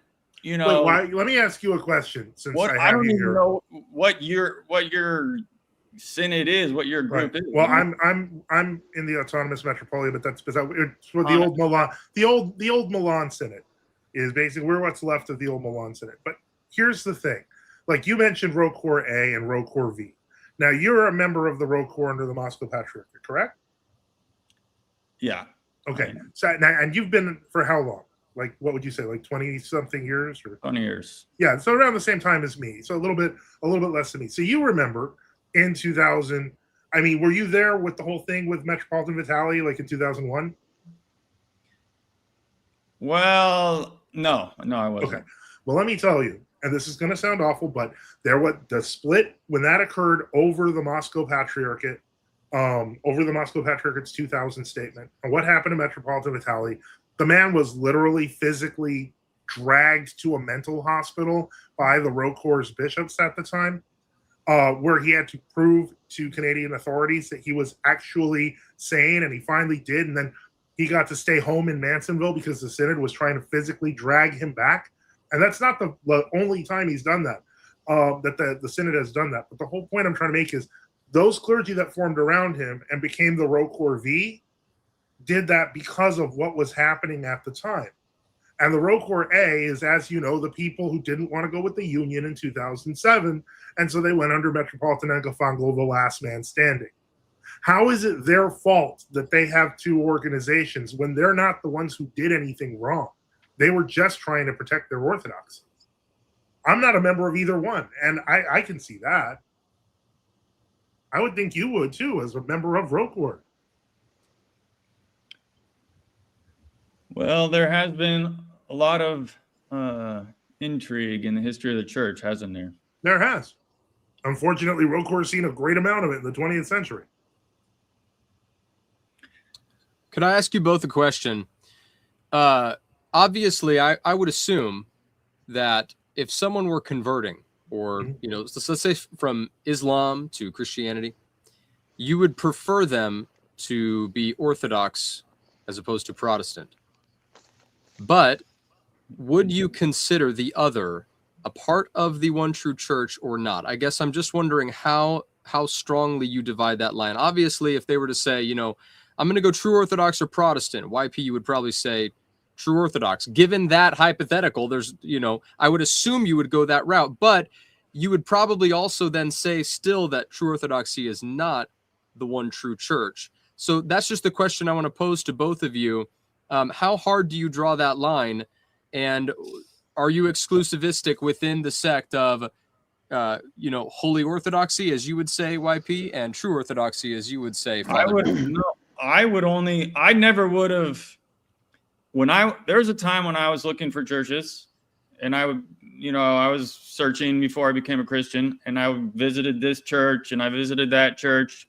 And looking back, I don't think any of them had any appeal that I would have stuck with and been, I would have been drawn to. There was no appeal to me except the true faith, the true church. And so I would just say, I wouldn't join any of them unless it was Orthodoxy. So Holy Orthodoxy is it, in your opinion? Or nothing. Okay. What about you, Father Joseph? Just to understand the question, what you're asking me is, would I prefer if someone went to World Orthodoxy or if they went to Protestantism? Yes. I mean, I would say that it depends on how they go. And what I mean by that is, like at the basic parish level, like if they don't know any better and there's not much, I mean, most likely prayer-wise, I might say it's better to go with World Orthodoxy. However, there's also the whole elderism and there's the whole hierarchicalism, and frankly, some of it smells a lot like papism. And I was a former papist, so I would never recommend that. I remember when I was, and this affected me greatly when I was a Roman Catholic. Before my conversion, I'd met a couple in college, and it was a Greek Orthodox girl dating a Protestant guy. And when I asked about this as a Roman Catholic, trying to understand what they thought about the ecumenical movement, as I, at the time, being Roman Catholic, was ecumenical. I believed that all the churches should unite. And what was interesting was the Greek girlfriend actually said to the effect of, she said, I don't think I want that to happen because then Roman Orthodoxy would unite against Protestantism. And I thought that was an interesting point, but it never really left my head, in the sense that I realized that really papists gonna papist. And when I say that, I mean, it's always thinking in terms of, if I could just get as many people under my authority, then that counts as the church. And so ecumenism, especially from a papal standpoint, is oftentimes just trying to collect as many people as possible under the Pope. And so I believe that what has been happening in World Orthodoxy has been that consolidation. We have seen it at the patriarchal level with the EP. Doctrinally, they've literally been changing their doctrine to match that of the papacy. And in the Moscow Patriarchate, in terms of territorially, because they've been physically going in and taking over areas. And that's what's happening in Africa, for example. Okay. Hey, John, I got a question for you. Sure. Can you see how the one world church is being formed? Do you see what Father Joseph was saying about Orthodoxy and Roman Catholicism? Do you see the same kind of movements in Protestantism? You mean as far as ecumenism and being ecumenical? Consolidation, yeah. No, not in that regard. I think Protestants in general are more ecumenical than you guys are. Lutherans, Baptists, Methodists, Anglicans, well, maybe not Anglicans, but Baptist, Lutheran, Methodist, they all, for the most part, are very ecumenical. You do have some conservative groups within them. Oh, sure. Oh, sure. Well, what's your opinion of the World Council of Churches? What do you mean by that? The World what do you Council of know? Churches. Do Are you you know about the familiar with World that? Council of Churches? No, apparently not. The World Council of Churches is an organization that kind of came from other constituent organizations in the early part of the 20th century. They claim to kind of represent a sort of supra church movement, which includes delegations. Are they all- even active? Like, Yes, they is are. it? I never hear anything about it. It's never in the news. Do they have any power? Does anybody listen to them? Who do Yes. they represent, Father Joseph? Who do they They represent? claim to represent somewhere around 70% of the Christian world. Across not including- Protestant and Right. Catholic and Orthodox. Well, the Catholics, while they're not members of the WC, have an official delegation in the WCC because they cannot proportionally If John has represent, or never they even would. heard of them, how like powerful are they? Like they must be like just ignored, you know? Like he would have heard of them if they were like this big group that was, you know. Well, it's subtle. They're an NGO. I don't know necessarily that they would want to be well known, etc. I mean, they work under the auspices of groups like the UN. If they're a non-governmental organization, they are of still some sort of importance, even if they're not that visible. I think they weren't they more powerful like back in the 70s? I mean, Well, sure. I'm not denying that. Like back then, it was a little more of a. They were like thinking they were going to do something with it, but I just. Well, here's the problem: is that even though the globalist organizations may be changing, the globalist aims are the same. So, whereas you might have had the ecumenical patriarchate represented at the World Council of Churches, and they still are, by the way, represented, on the main stage, and it's not involved that much. Then at the World Economic Forum, you see that the EP is there also. So the globalism changes, but the structures underneath, they may be different, but the goal is always the same. Yeah. Okay. Maximus is here. He's true Orthodox. He wanted to ask a question specifically to Right. YP. We got to get off here too soon before people start thinking. So much has happened. What's that? I said so much has happened in this conversation. Yeah. Do you have one? If you could kind of consolidate to like one specific question before YP has to go, that'd be great. Well, okay. Well, about the World Council of Churches quickly. The man who's probably going to be the next ecumenical patriarchate is currently the head of the permanent delegation to the World Council of Churches of the ecumenical patriarchate. So they consider it to be extremely important. And the last delegate to the World Council of Churches from the ecumenical patriarchate was also the number 2, which was John Zazoulis, who was the person who they used to draft all the agreed statements between Rome and the East. So the EP still thinks very highly of the world. My question to YP was, I see that, and again, I know that people have been asking questions about the opinions of other people. So unfortunately, I'm going to do the same thing, which is I see that you are associate and retweet this guy. I think his name is Nathaniel a lot, and he seems to have an interesting position where he basically says, don't go to the old counter church, but he says don't go to the new counter church either. He's kind of like he has his own. He's like, What? walled off or something. Like I've never seen him say that. Oh, you haven't seen his videos on that? I'd have to look into that. Oh, okay. From the best that I could understand, if you could send me the video, because from what I understand, first of all, I've retweeted him once. Oh, okay. But I think I thought he was Orthodox. Yeah, I think I don't know. Maybe he's changed his opinions. So again, he's not here, but it seemed like he was saying you should go to these sort of people who don't like the walled off people, that they don't commemorate anyone. They don't, okay. that was But if you don't, if you don't know, you don't know. So yeah, that was my only question. I saw something about him, being associated with non-commemorators, but he's a layman. Mm-hmm. So to be considered a non-commemorator, you actually have to be a a clergy. You can't, a layman can't be a non-commemorator. So you can't really consider Nathaniel a non-commemorator.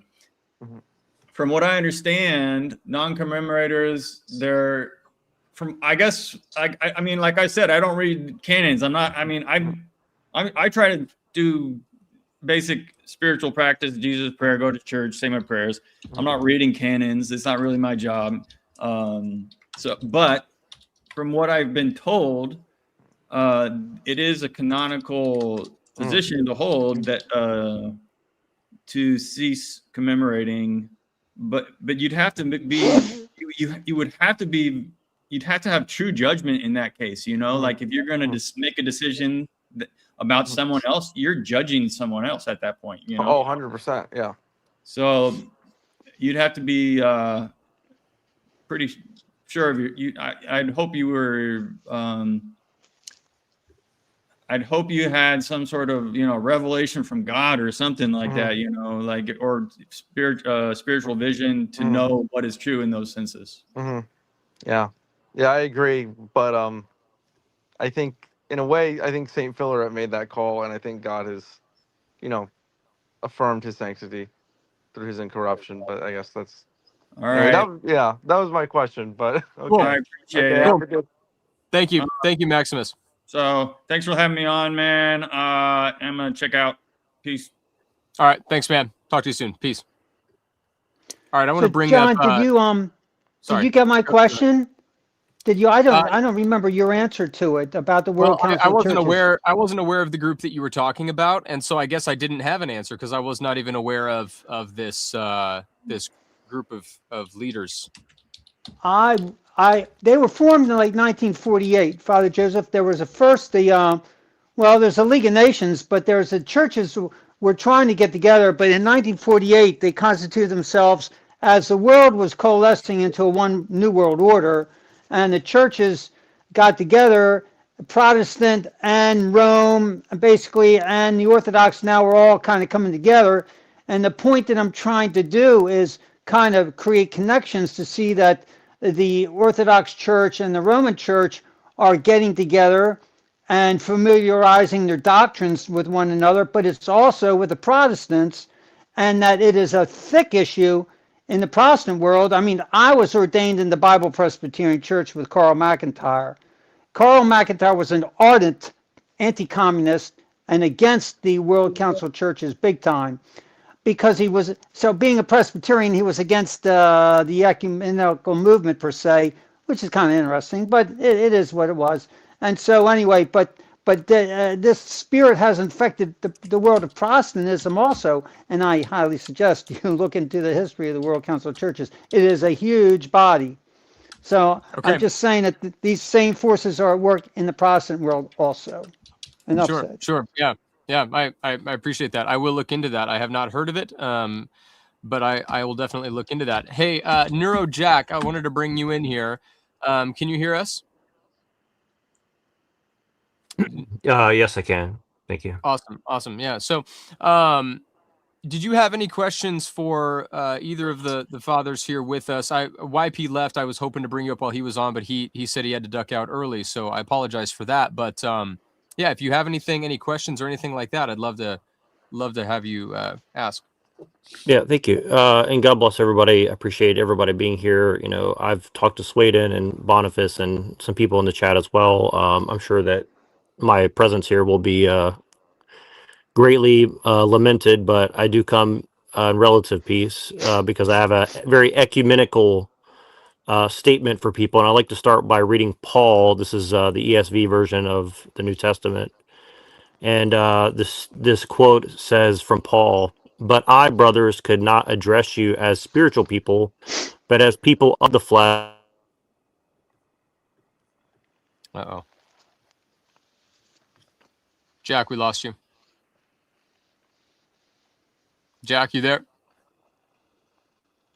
He's on mute. He's out. Fell off. He fell off. Fist of Nicaea. This guy is an EO. Oh, this guy has been mad. If that's who I think it is, he's been on the Twitter or on the YouTube. Well, no, mostly the Twitter, I think. Hello. Yeah. Can you hear me? Yeah, we got you, man. Okay. Go for it. You have something to say to these guys? Yeah, John, thanks for opening up the space. Specifically in Mr. Sweden. And my question was, why are you consistently posting stuff against Eastern Orthodox to It's the point? It's a stupid question. I'm where going to cut you off right here. Hold on. Once again, well, let me finish. No, and I'm going to stop because I think it's a dishonest line of questioning. You know very well that I feel, and that my belief is that we are the Eastern Orthodox. You want to shove. John, I lost my audio. I'm going to plug in and come back in. Okay, plug out. You want to demand I use your terminology, and I refuse to. So let's start there. I'll give you an example. So the other day, and I can't remember who it was, but some Protestant put up something attacking two of our saints.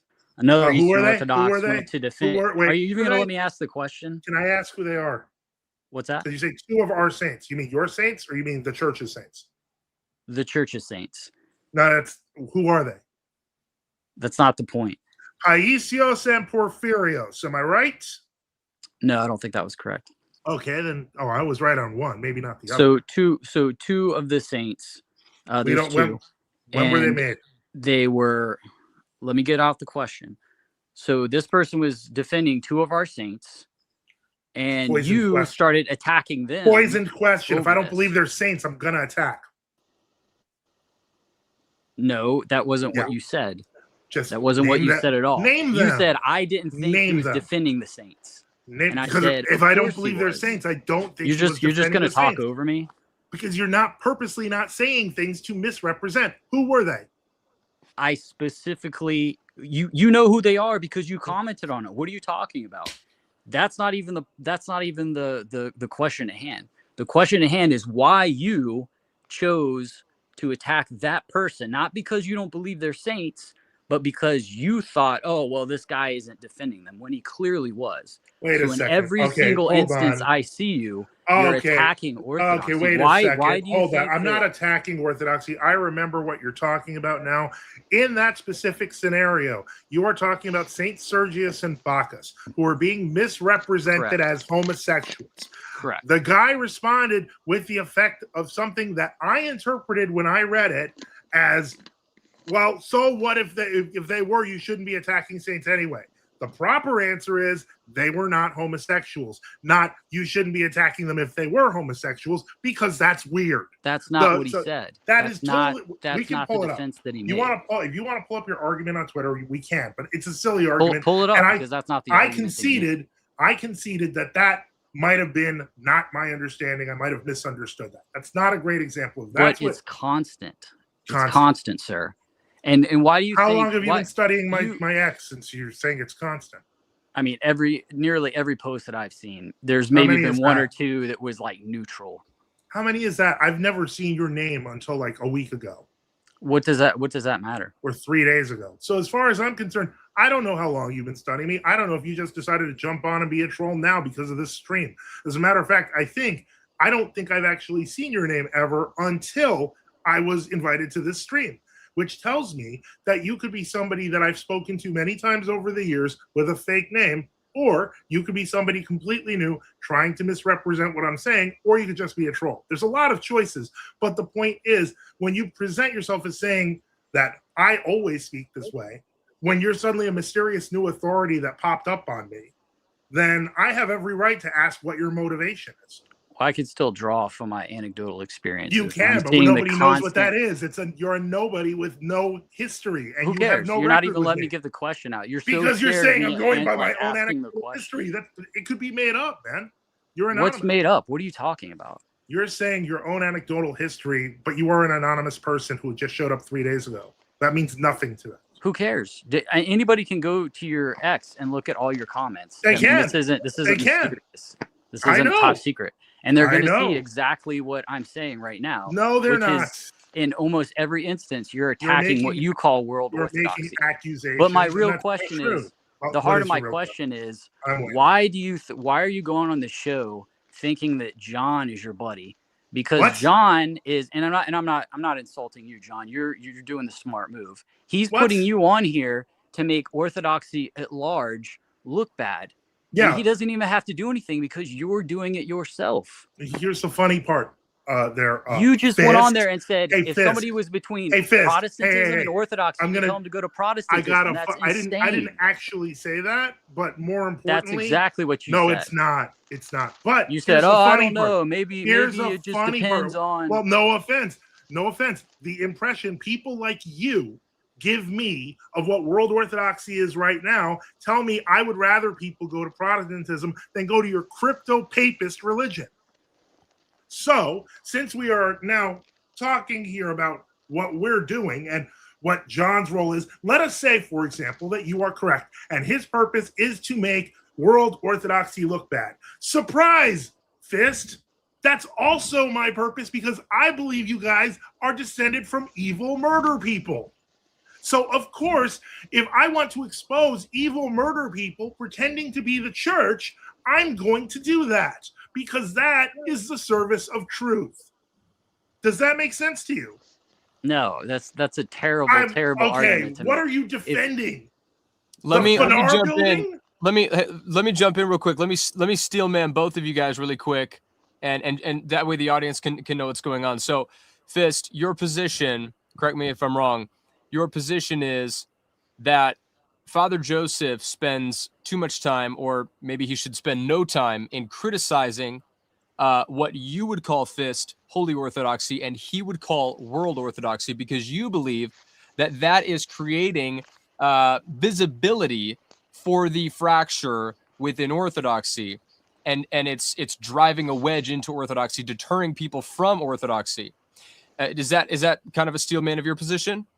Yeah, John, pretty much. And I would add, him attacking Orthodoxy at large is actually hurting his own position, whether he wants to admit it or not. But yeah, John, that's pretty concise. So, Father Joseph, your position is that World Orthodoxy is a heretical group and they are not in the one true church. And so, on your view, they're the same as Catholic, Protestant, or anyone else. Well, I'd say they're worse because they haven't been because the Catholics and Protestants haven't been actively persecuting us for 100 years and trying to cover up our existence while trying to smother us and suffocate us. So this is more personal for you because of how closely you and the history of true Orthodoxy and World Orthodoxy is.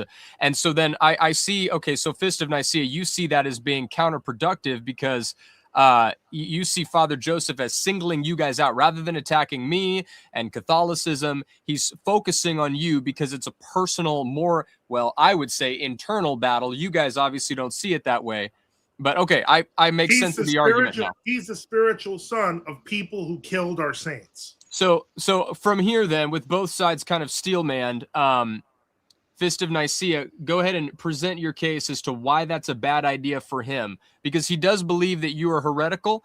Why is it bad for him to go against you? Yeah, and I understand his position, but I think what he fails to understand is Orthodoxy has had a tremendous boom. I don't think anybody would argue that. And if anything, it's probably helping him because more eyes on Orthodoxy will bring more people as a byproduct to true Orthodoxy, I believe. So yeah, him but that's no thanks Orthodoxy, to you guys. No thanks to you guys. You guys did not even want me on this program. So don't even try that. Don't even try to say, oh, that will help true Orthodoxy because they'll find him. No thanks to you. When I was on the Crucible debate, no less than David Erhan wrote the hosts of the Crucible and said, don't let him on. So do not give me this garbage about how it's trickling down to the true Orthodox. It's coming because people are finding out about us because you're lying about us, and I'm going on other channels and exposing it, like this one. Okay. And that's why you're mad. Anyways, well, I'm not mad at all. Oh, of course. No. Even your name is mad. It's all made up.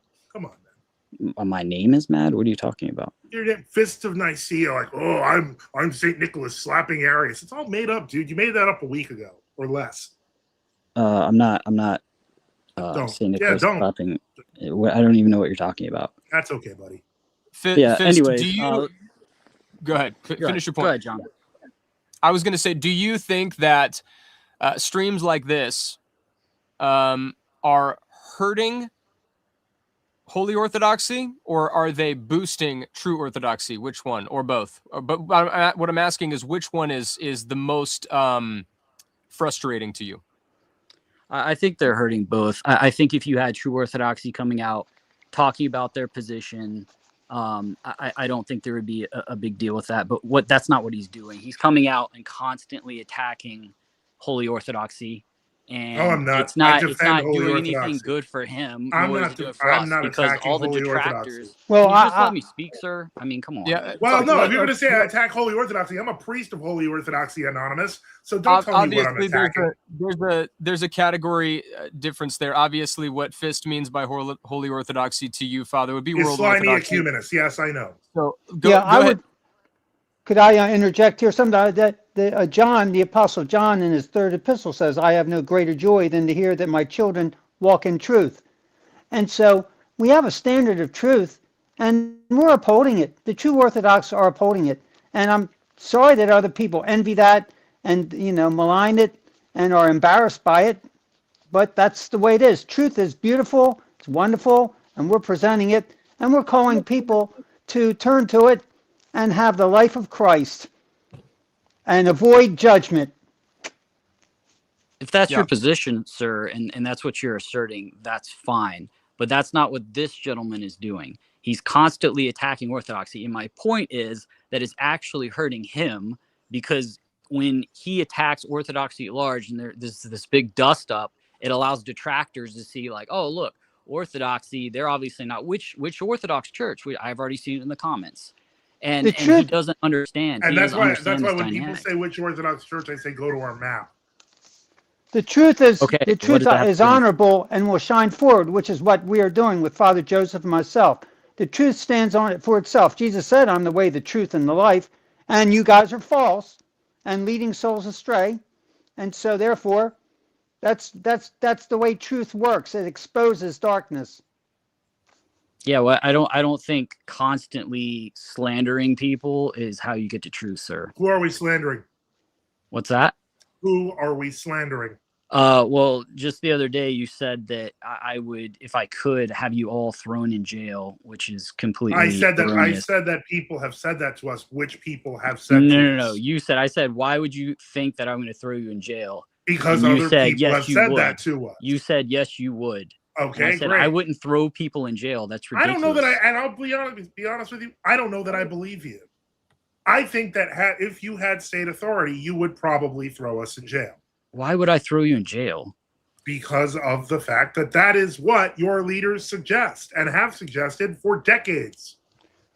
No, I wouldn't throw anybody in jail. One of our most Why are you under bishops who would throw people in jail? Gabriel of Georgia was tortured by communists, beaten brutally. Why do you think that I would do the same thing and throw other people in jail over that? Well, again, you do realize that other people like Elder Gabriel who didn't listen to Patriarch Leah did get thrown in jail. Like, I don't know if you were aware of that. Certainly, there were bad things that happened, and that's the course of history. Here's the thing. Elder Gabriel was anti-Stalinist and was anti-ecumenist. He accepted a house from Patriarch Leah, and frankly, that might have been the only good thing Patriarch Leah did in a long time besides pulling out of the World Council of Churches. However, Patriarch Leah was a professional ecumenist, was a KGB agent, and overall persecuted the true Orthodox. So holding Elder Gabriel as a standard ignores everything that was happening around Elder Gabriel, including holy bishops, many of whom were true Orthodox, thrown in jail at his hand, not Gabriel's hand, at Eliah's hand. Sorry, I'm not hearing your talk. Come again? Maybe it's just me. Oh, you didn't hear anything I said? John, do you have audio? Yeah, I have audio. I couldn't tell if you were being sarcastic and rhetorical or if that was real. No, I can't hear the other person. You can't hear him? I can hear you. I can't hear anybody else. Interesting. Okay. What's up, Father Joseph? Hey, Moeller. Yeah, we got Moeller. What's up? Fist, can you hear Moeller? Yeah, can you hear me, bro? No, you're the only one I can hear. Really? Okay, so apparently all right. You can't hear anybody. Hey, yeah, why don't you drop Tune out in and come back. That's what I was going. what's that? Drop off and come back. Yeah, probably. I was gonna bring someone else up as well, Fist. So if you want to make that's fine. That's fine, John. I've had my piece. I appreciate you coming up, man. Thank you, sir. Peace. Yeah, how dare you, Father Joseph? I'm going to tell you something. How dare you? What I do trying to tell the truth. How dare you? Coming out on these platforms, you're just talking and talking truth. I'm telling you. I do my best, but you know, it's subversive, but it's my new plan. It seems to be working excellently. No, I'm joking with you, but this is the attitude that they have, man. I know.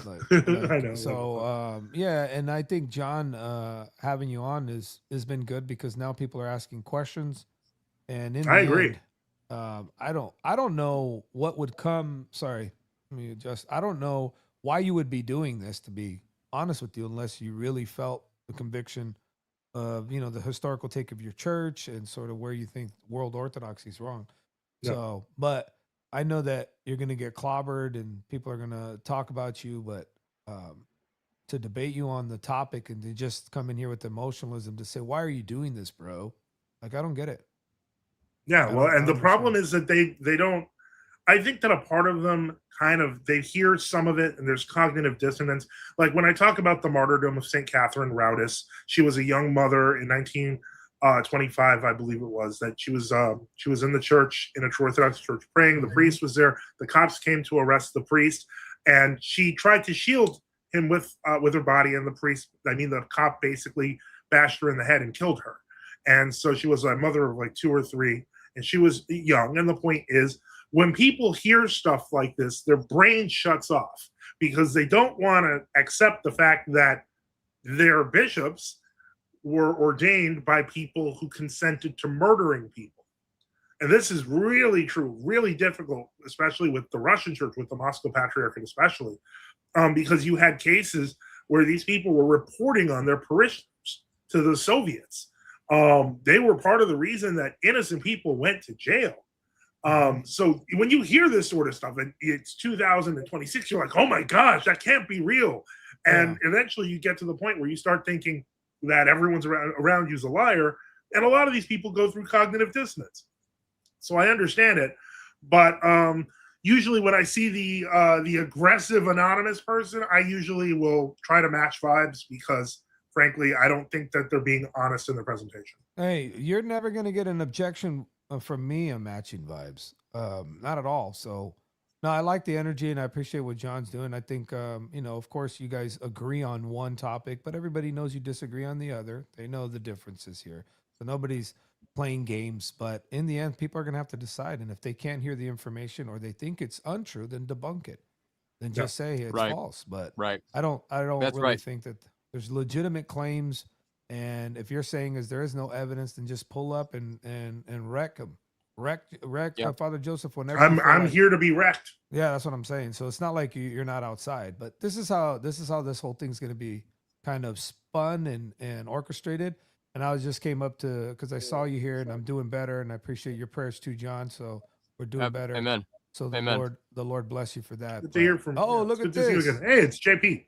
There's JP, bro. I feel like I feel like I was gonna talk smack about JP and he just pulled up. What up? Nah, I just came here, man, to say what's up, man. Yeah, show some support. I was gonna do that nice too. To meet you, JP. I don't think we've ever spoken before, but it's nice to say. We talk on Twitter all the time. Okay. Yeah, okay. That's fair. But no, I was gonna say one of the points that I want to point out, Father Joseph, this is what I've been thinking about last time we chatted, I think. So what do you see as the ultimate goal of this? Is there any way that you see that you would be united back to this church, considering who's running the show? Meaning, or is it true Orthodoxy saying, no, it's a true schism, it's forever, there's no unity in that sense where we go back? Well, this is the way I look at it. First off, I was never, there was a point where I went to World Orthodoxy, but it was after I had already been received and baptized as a true Orthodox Christian. So I never actually had to be part of World Orthodoxy at any point. But more importantly, the history of the church is kind of repetitive. I hate to say that, but history tends to, it may not always repeat, but it generally rhymes. And so what we see happening here is we see like the World Orthodox, many of them more and more are becoming less concerned about the centrality of truth, less concerned about the centrality of the church, the one holy Catholic Apostolic Church. It's being spread out more, like the Roman Catholics are saying now, and more of the liberal Protestant groups are kind of forming their own little mass of modernist ecumenism. I don't know what's going to happen to that. Right. But my guess is that more of it is going to fall apart. I mean, look, even the Anglican Communion this year, just look at what happened with Sarah Mullally. So the point is, what I think we're going to see is a massive organizational restructuring worldwide among Christians, not just in Orthodoxy, although that's going to be a big thing. And we're seeing a lot of people are talking about Orthodoxy. We're going to see restructuring going on in World Orthodoxy, in True Orthodoxy. I think it's going to be, you're going to see more people leaving and splitting from what is officially World Orthodoxy, and some of them will talk to us. Some of them will talk to us years from now. A good example of this is the Diocese of Vrajka and Prizren in Serbia. Now, this diocese was generally pretty anti-ecumenical, and they knew the history of many holy people in Serbia. But they didn't want to join the True Orthodox of Serbia, where they were small. They were convinced, for example, that they were going to retake Serbia. And so they made their own bishops, etc. And they have a large community. But the main Serbian church, which is ecumenist, wants nothing to do with them. They want to completely destroy them, have them all thrown in jail, get rid of them. Those people are eventually going to have to talk to us. That's just how it goes. And so that's so the you way you see some restructuring, possibly unification of people, maybe examining your proposition, or meaning the evidence that you presented as the true church or the true position, and you'll start to engage in more convos where they're going to actually look at the case that you're making, you think? Absolutely. I can tell you this, and I always say this to people. I've been saying this for ages. It may look chaotic now, but you should have seen it 20 years ago. I was going to ask, how has it improved? But in 20 years, 70% of the True Orthodox world is in communion with other True Orthodox around the world. So even myself, 20 years ago, I could commune at my churches in this country and at the churches that the Milan Synod had in a few places. Now there's plenty of churches I can go to and commune and serve in America, in Greece, in Latin America, in Europe, in Russia. And this is not just me. There's a lot of clergy. Most True Orthodox clergy can make the exact same claim. They just have to ask their bishop for permission when they're traveling, and they can go celebrate in another country. 20 years ago, that would have been impossible to envision. So then you would pull up and they would essentially say, no, get out of here. You can't. Yeah, because nobody was in communion with each other. They were all like, we can't trust you. Can I ask the father a question? Yeah, sure. So what can you tell me about Father Seraphim? Was he like a prophetic figure in your circle? Like, what was he? Was he like the Malcolm X of Orthodoxy? Like, what was he? He was definitely not the Malcolm X of Orthodoxy, but he had a movement, but it's not like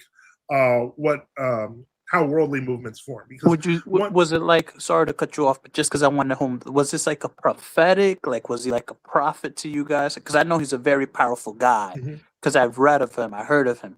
Yeah. So is he like a prophet to you guys? Like, was he like one of those like chosen, called people? Like, how do you see him? Well, I think that's going to be how a lot of Americans would describe him. Father Seraphim was part of the Beatnik movement, and then eventually went into Eastern religions. But when he got called into Orthodoxy, he truly got spiritually called, and he abandoned everything to follow Jesus Christ. So that he literally became a monk. So that he took the words of the gospel straight to heart and moved into the middle of nowhere. And like nobody, when you move to the middle of nowhere, you have no expectation that the world is going to follow you. But that is how it works whenever people become monastics and truly pursue holiness. Right. So some of his writings, like Orthodoxy and the Religion of the Future, which largely describes today, are indeed prophetic.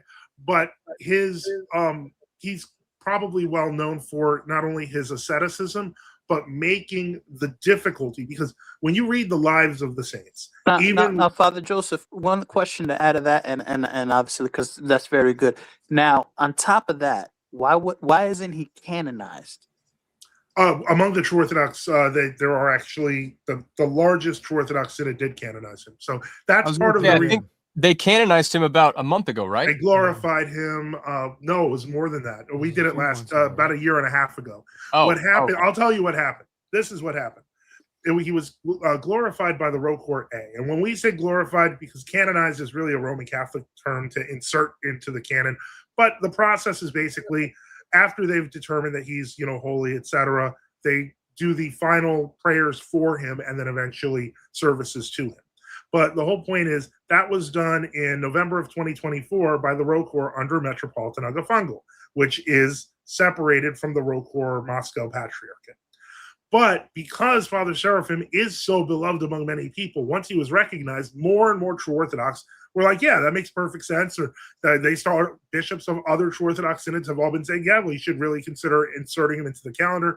In many cases, true Orthodox churches may just recognize another church's glorification work and just say, okay, we'll just insert him into the calendar, because that has happened before as well. But what happened is so much noise was being created by the knowledge that Seraphim was a saint, that the Row Court MP became nervous because they own that property. Well, now the Serbians, I think, own that property, but they control his body. And so from their perspective, it's not a good look to have a saint that's not recognized with a whole bunch of people going to do pilgrimages at his body. Now, on our map, we purposely put him there because we know people are looking for him. So the whole point is they have to do something. And it came to a head last month. Last month, they were about to say that they were going to glorify him. That got reported or leaked. And then they immediately said, oh, no, we didn't say that we were going to glorify him. He's on the path, because they want to keep the momentum going where people are going there, but they don't want them to realize that there has been a split. And they don't want them to realize that St. Seraphim was pro-true Orthodox and that his early writings even say that, and they changed them after he died. So that's part of the... So there's literally documented evidence of them changing his... trying to change his quotes and his stance? Oh, yeah, they did. Yeah, that's you can look at the different editions. Really? Yep. That would be an interesting topic right there.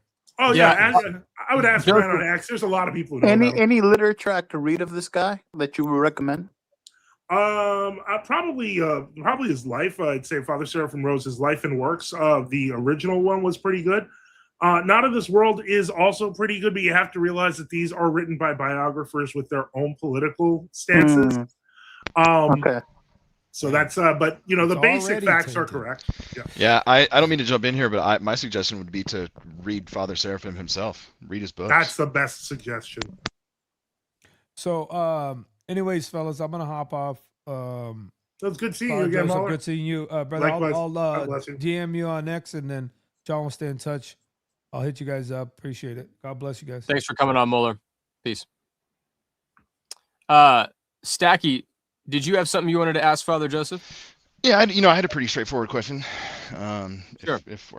So JC, I wanted to say thank you too. I do appreciate, through all this over the last several weeks, it does seem like you're trying to, seemingly anyway, give everybody a fair shake. So I appreciate that, Yeah, I want to present the arguments in their best form, and people can see which ones stack up and which ones don't. Well, real quick, Father. Anyway, so I had a pretty straightforward Well, let me get out of here, Joseph Father. here. Thank you for. No problem. God bless you, JP. Thank you for answering my question, Father. Take care. Yeah, JP. This is Stacky. Oh, hi, Stacky. So you and I had a very brief conversation on X yesterday, and I know that you thought that I was. You'd mentioned that you thought that I was coming bad faith. Was that are you the map guy? I'm the map guy, and I want to be. I want to be honest. I'm genuinely curious here, because I do feel in some sense that we're making a mountain out of a molehill out of the true Orthodoxy thing here. Mountain out of a molehill. You say, hey, Reader John. Yeah. Welcome. Father bless. You did say that you would be able to. You made the claim that there are. Can you say again? 10 to 15% of the number of Eastern Orthodox Christians in the world are true Orthodox. Yeah, I would say that's pretty accurate. And I would also say that, unfortunately, those numbers are fluid all around. They're not very accurate. Whether you're Well, talking I about did- World Orthodoxy or True Orthodoxy. So Sure, I did want to press you on that a little bit though, because that seems to me to be a pretty big claim as somebody who's I've been in the church for several years now. I've been in I was discerning for some years before that, and my only exposure to True Orthodoxy has been on X. Okay. Where are you? Can you give me an idea of your region? I'm in the States. I'd rather not, get too. Well, the only reason I ask is because in all major population centers where there are World Orthodox, there's usually a lot of True Orthodox. So if you're living in a major population center, they're around you. You just may not have noticed them. Well, I mean, I don't know, man. I find that hard to believe. I'm just being honest with you. What am I supposed to do with that? Well, you did say that you could substantiate the 10 to 15% claim on Thursday. Are you able to substantiate that? Yeah. Okay. So if we're gonna go by the substantiation, that's fair. I remember you asking, and that is a fair question.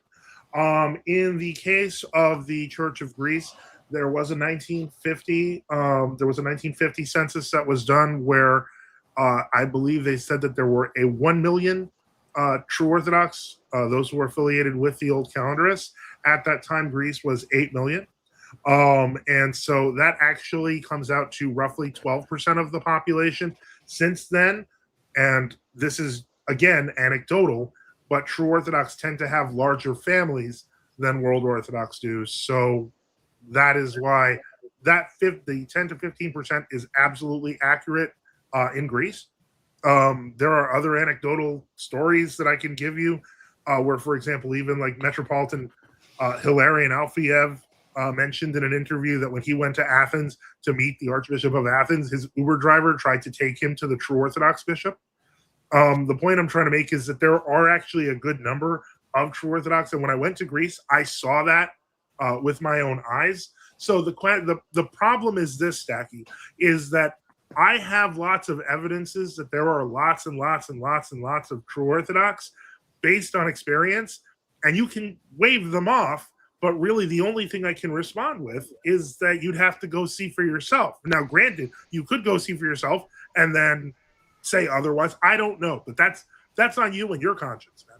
Like, just to be clear, I did, after we had that conversation, I did look online.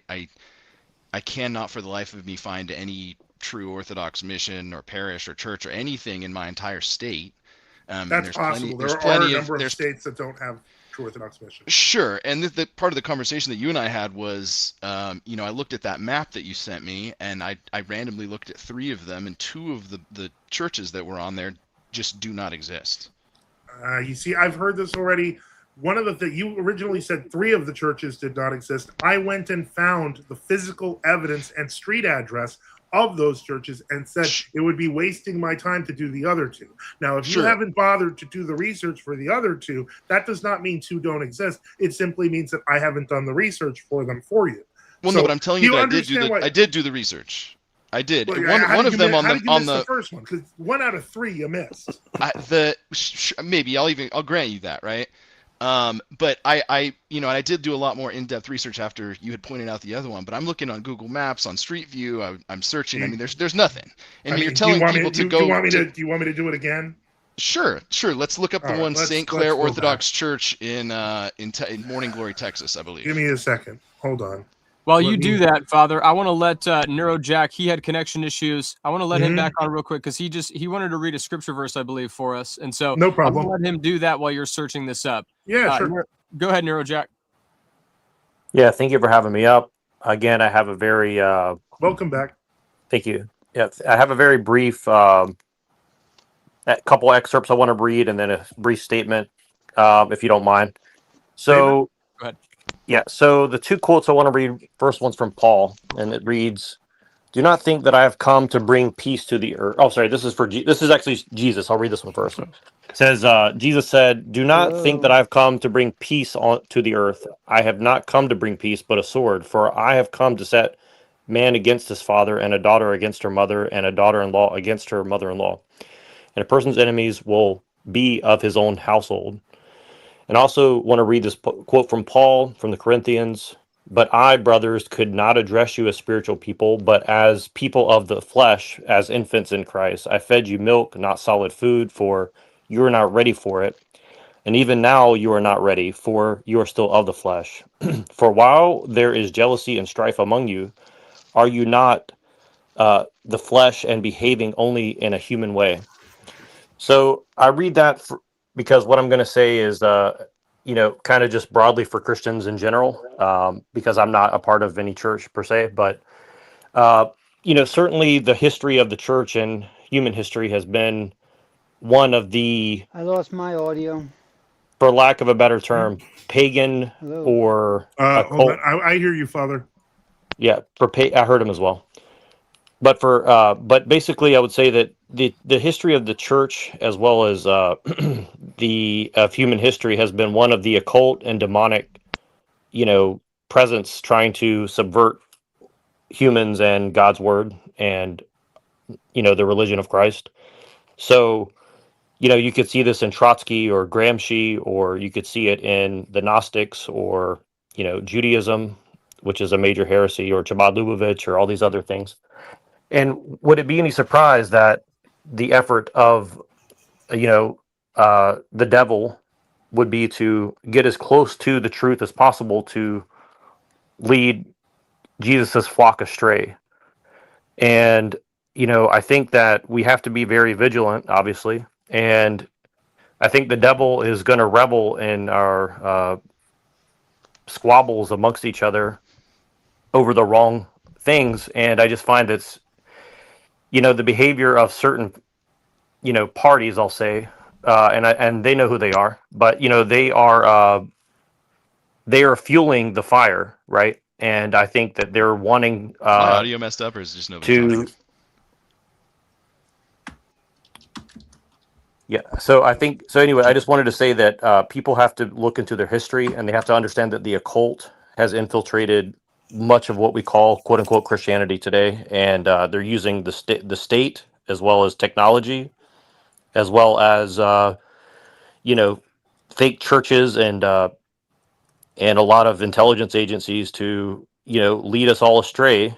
And I think that it would behoove us to be very aware of that and stop pretending to not be interested in that side of it. And I think, like, for me, that's why I appreciate what Father Sweden and Boniface and many others are doing, is because they're kind of alluding to the fact that the occult has been trying to lead Christians astray for thousands of years, and it should be no surprise that they're continuing to do this to this day. So yeah, I appreciate that. Thank you for coming on, Jack. Stacky, are you back with audio? Stacky, can you hear me? Are you back with audio? All right. While he's working on audio, Father Joseph, maybe just hold that link that you found until he comes back. I did want to bring up Julian. Julian is an EO, and he's got some questions that he'd like to ask. Julian, can you hear us okay? Yeah, I can hear you okay. All right, guys, I need to use the restroom. So Julian, Father Joseph, I'm going to let you guys go at it for a minute. I will be back very shortly. Okay. Okay. I'm actually just an inquirer, not EO. I haven't been received in the church. I wrote down a few questions here, and just if they might be a little antagonistic, but I'm just trying to kind of discern whatever, if you don't mind. That's fine. So at what point does your method of fighting ecumenism and modernity stabilize into the creed's one holy Catholic and Apostolic Church? I don't believe that we see stability in one holy Catholic and Apostolic Church as aspirational. As far as I'm concerned, I've been part of the church all my life as an Orthodox. I'm currently part of the church. I am under a true bishop, which is under a true synod. There are true synods throughout the world.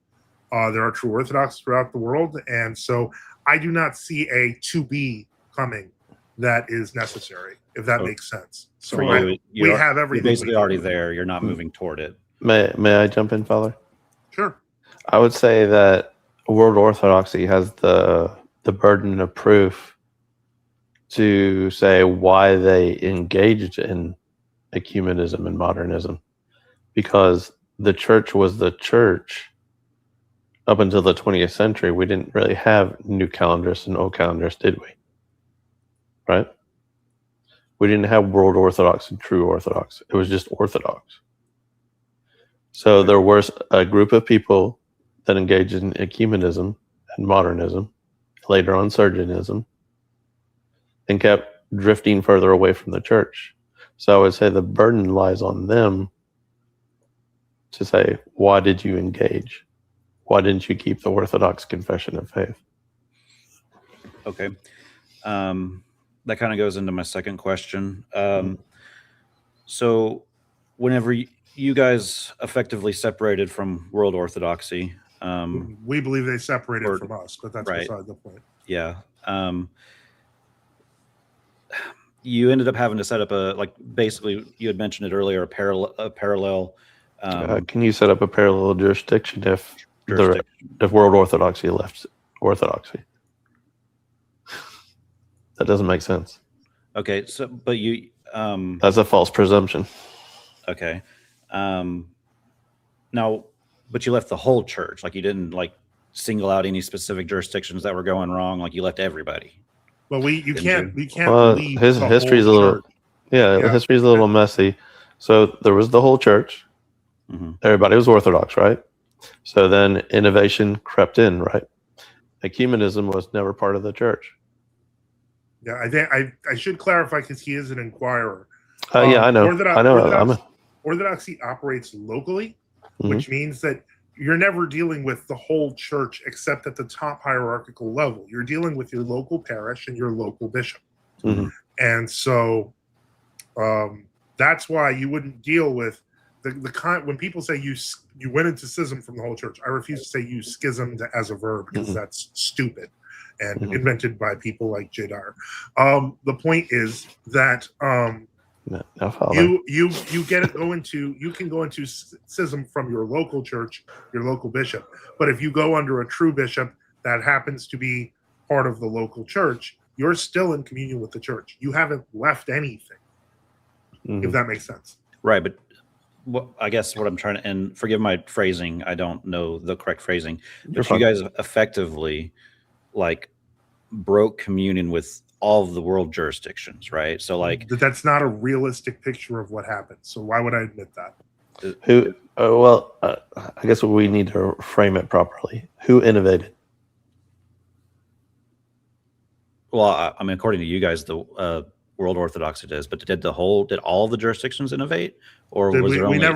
We never accused them all of doing it at once. And if you asked me, I would have told you. Yeah, they did it piecemeal over time. It was a piecemeal thing that happened in different countries, and there were resistances that happened. For example, when the True Orthodox Church of Greece formed in resistance to the new calendarists, there were no Romanian new calendarists yet. That happened 5 years later. When the Bulgarian True Orthodox formed, that was 20 years later because it wasn't changed for 20 years. Yeah, didn't Antioch drag their feet as well? Yeah, they changed in 1943. So the whole point is that this is not what you've been given to imply that we left all of the Orthodox, etc., like we stormed off and took our little bag. None of that is real history. None of it's real.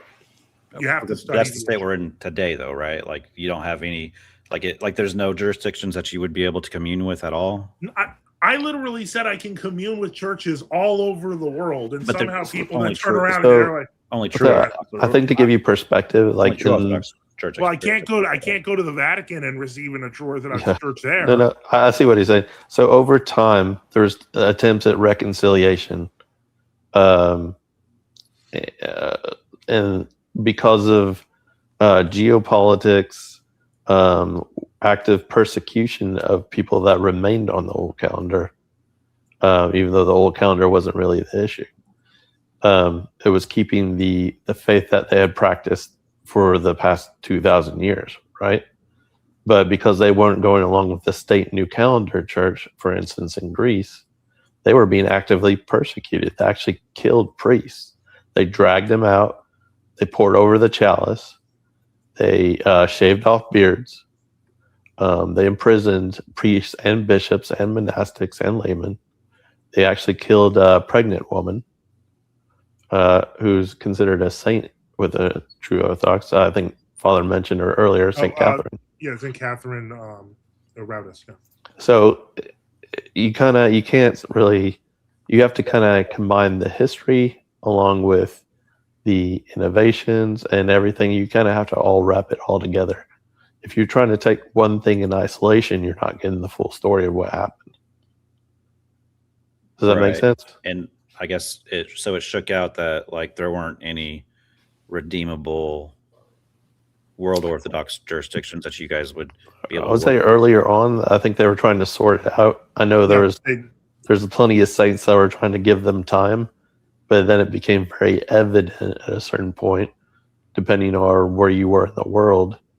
That, I mean, I think it became very evident by 1965 when the mutual lifting of the anathemas happened, and they were just like, okay.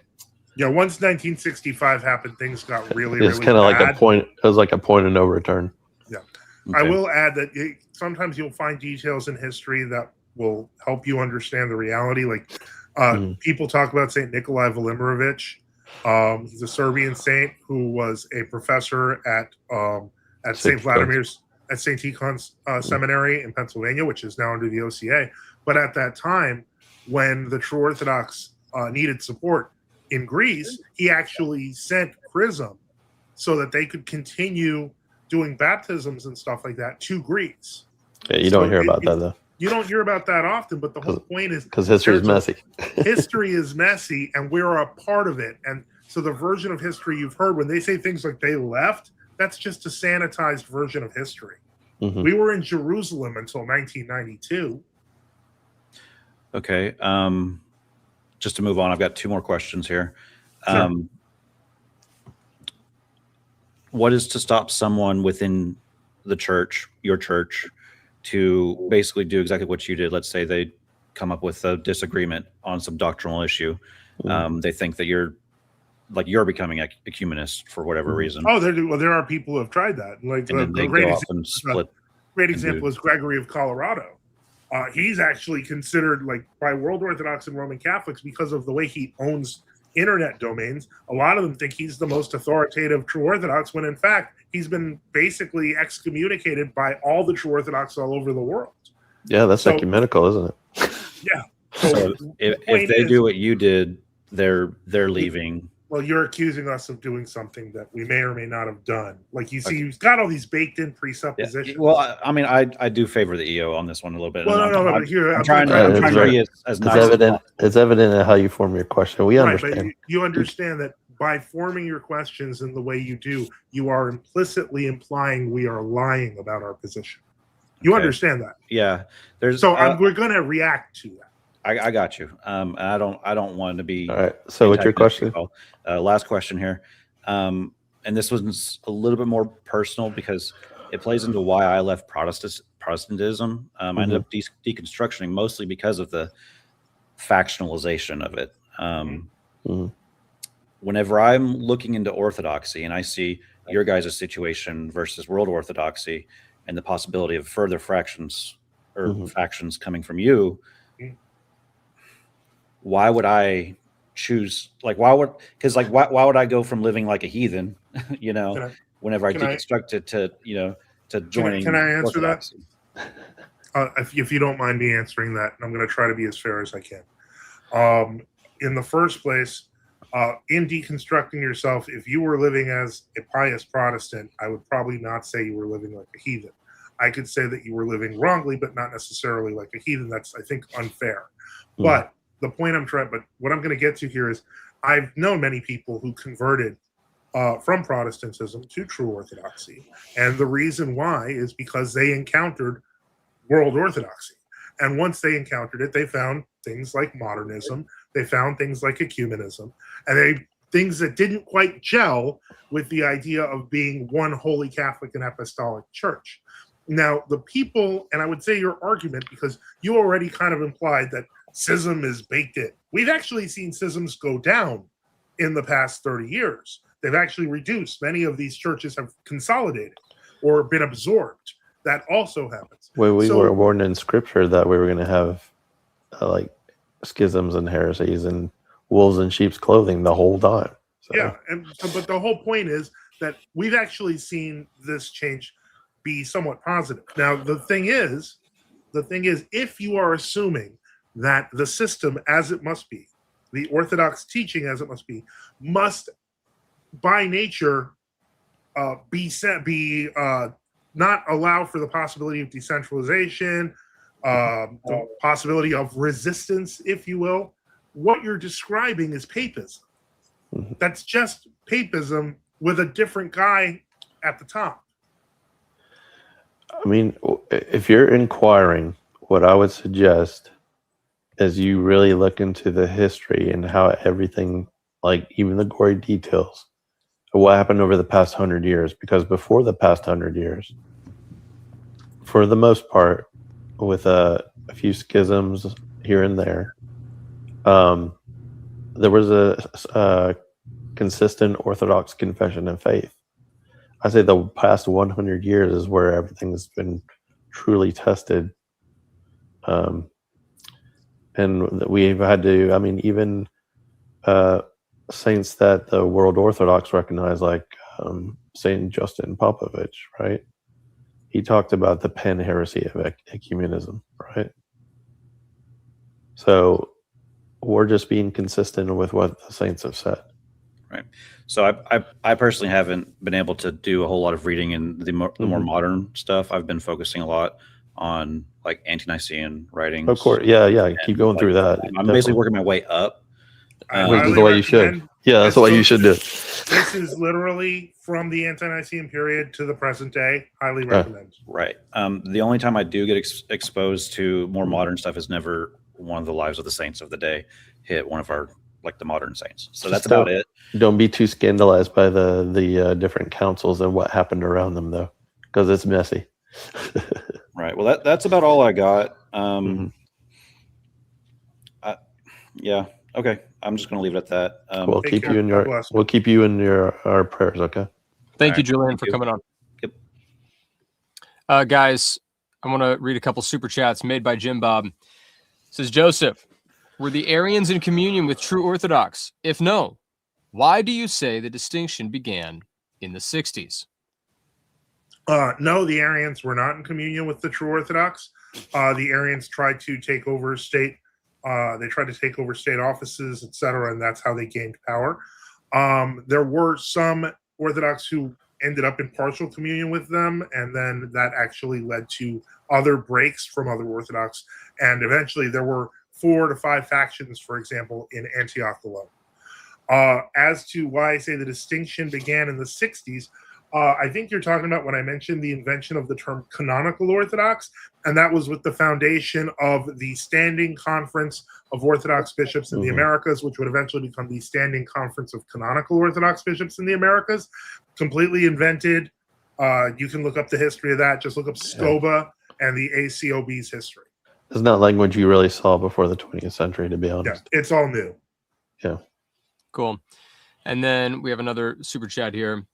This is Father Joseph sent the link to Abbot Tryphon. And I believe this is what you were talking about with YP, correct? Yeah. Okay. And so here it says, 5 minute and 10 second mark on X. That's when he says they have apostolic. He sent me a link. I don't know if you want to see it. I mean, you can share the screen if you want, or people can just go check it out on your page. I wish I would have been here when YP was here. I had some questions for him. So if you want me to share it, I can. Yeah, go ahead and share that. And then while you're sharing your screen, I've got Stacky with the map questions, as well as Austrian Orthodox. These guys were talking in the private chat, so I wanted to bring them back up at the same time. Let me know when you share that screen, and I'll go ahead and put it up here. Hold on. Let me share it right now. So let me present, share screen, the Heavenly Banquet, share. Okay. All right. Let me know. 1 second. Okay. Yep. Gotcha. And traditionalists. And I love them. And I do believe that they have apostolic succession and that they have a real Eucharist. Hold on. Let's go back. Many dear friends who are Roman Catholics. and traditionalists. And I love them. He's talking about trad Catholics. And I Trad do Catholics, believe yeah. that they have apostolic succession and that they have a real Eucharist. Well, that's problematic. And that settles that. But I have also Okay. witnessed Okay. So let me wrap my Protestant brain around this. So he is essentially saying that he's ecumenical with Rome. Yeah. Yeah. Okay. Okay. And that's obviously a problem for you. Okay. I understand. Do you want to know why it's a problem? Well, because Rome's not the one true church. Well, apostolic succession. Once you start preaching heresy and separate yourself from the church, you lose apostolic succession. Right. Exactly. Right. Okay. Now, Stacky, are you here? Are you there, Stacky? You Yes, mind if we keep my screen for a second here because I'm going to switch real quick. Yep. Here, you actually here, if I may share this tab. You said here St. Clair Orthodox Chapel in Morning Glory, Texas, St. Nicholas Mission Lost in Las audio. Vegas. Oh, You Can you all came hear back me? in. Yeah, Joseph, I can hear you now. Yeah. Okay. So I have here the 3 places that you mentioned. Sure. St. Clair. To be clear, I cannot see this. I'm on my phone, so I'm just going. I'm taking St. Clair what you say Orthodox for granted here. Chapel in Morning Glory, Texas, St. Nicholas Mission in Las Vegas, and Saints Peter and Paul Orthodox Mission in Tucson. Now, I already showed for you that St. Peter and Paul Orthodox Mission in Tucson really existed. I showed you their website. They did not have an active priest. For the Rocana website, That's strange because they do have an active liturgical calendar on there. They do, and they have visiting priests. I know. I saw the website. But the point is, getting to the other 2, Nativity 2019 at St. Nicholas Mission in Las Vegas is here. There's a picture with a few laywomen and a visiting priest. They're not listed in the directory anymore because I guess that they were small and they closed down. But I will also add that the other place that you mentioned, the St. Clair Mission, is not actually on either map at all, and I looked throughout Texas. So it's in Western Texas. It was certainly on the map that you sent me. It was in a town called Morning Glory. Oh, okay. Here we go. So this is a St. Clair Orthodox Chapel. I just found it. Thank you. Isn't there there's an address there. It's a house chapel. There's a physical address, and there is an email. Does the physical address exist? I assume what I'm going to see is a house because it's a house chapel. But let's find out. So if we were to go to Google Maps and we type that in, now I assume you want to email first before going. But if I were to type this in, this is in fact an actual physical address. No, but that is just somebody's house? I'm just trying to be clear here. It says that in the thing. It's a St. Clair Orthodox house chapel. Okay, Father. I'll be honest here. So Austrian here was just explained to me in the back room that there was more information if you clicked on the dot there, I guess, which I wasn't aware of. But it does seem to paint a picture that isn't quite as clear as you might have them believe, right? I mean, Father, do you think that we deny house chapels? No, we've admitted that. I've admitted that. I've said it. My own house, my own chapel, which I have shown online, is a house chapel. So the claim that I am in some way, shape, or form misrepresenting anything is completely false. I don't think that you've been able to substantiate it in the way that you claimed. Stacky, stop it for a second, because you gave me 3 examples. I physically provided the example of one actual chapel, physically showed you another chapel that no longer is active, and finally showed you that the last one was a house chapel. I have substantiated every single one at length, and you are still saying I have not substantiated it because you want to live in a fantasy. No. Listen, Father. I'm saying you. I don't think for me anyway. You've substantiated the 10 to 15% claim. I mean, I'll grant you that there's that house chapel. Well, the one in Vegas that's on the map that no longer exists. I guess that is a whole different argument. There is a parish. There is a parish in Las Vegas because there's a wonder working icon there. Yes, but the parish isn't active anymore because the priest, I think, is very ill, and so it's not listed. Well, do they have reader services still, though? I don't know. I can't hear Stacky, but I have been in December. I was at the parish in Las Vegas. Oh wow! Okay. Yeah, that's what I was saying. I thought they were. So is it a different parish, or is it a Or is it the parish that you said is closed, but every once is, in a while, my is priest still open? actually goes down there and serves at that parish in the house. That's It's what I actually a thought. beautiful little parish, and that's where the holy immersed streaming icon of Saint Nicholas is. That's currently. exactly the one I'm thinking of. Thank you. Wow. So then what was this thing a minute ago where you told me that it closed? I said I think they were closed because I had old pictures up, but I didn't see them listed in the directory. Right, fair. Stocky, can you hear the other gentleman on here? Yeah, I'm not. they're definitely quite sure active who I to some can degree. hear. Did you hear Sidonius just explain that in December he was there to see the miracle working icon that's at that chapel? All right. And there's a visiting priest. Fair. And I didn't. I don't mean to be combative at all. I just, it seemed spurious. No, okay. no, I'm not. It's okay, buddy. I'm not. I mean, really, that was my only question, and it just seemed. It seemed to me that there was a lot being made in terms of like, the Eastern Orthodox don't want Joseph. I don't want to mispronounce. We don't Just even don't mess with our mobile home in Florida. Yeah, exactly. Leave our 5 trailer parishioners alone.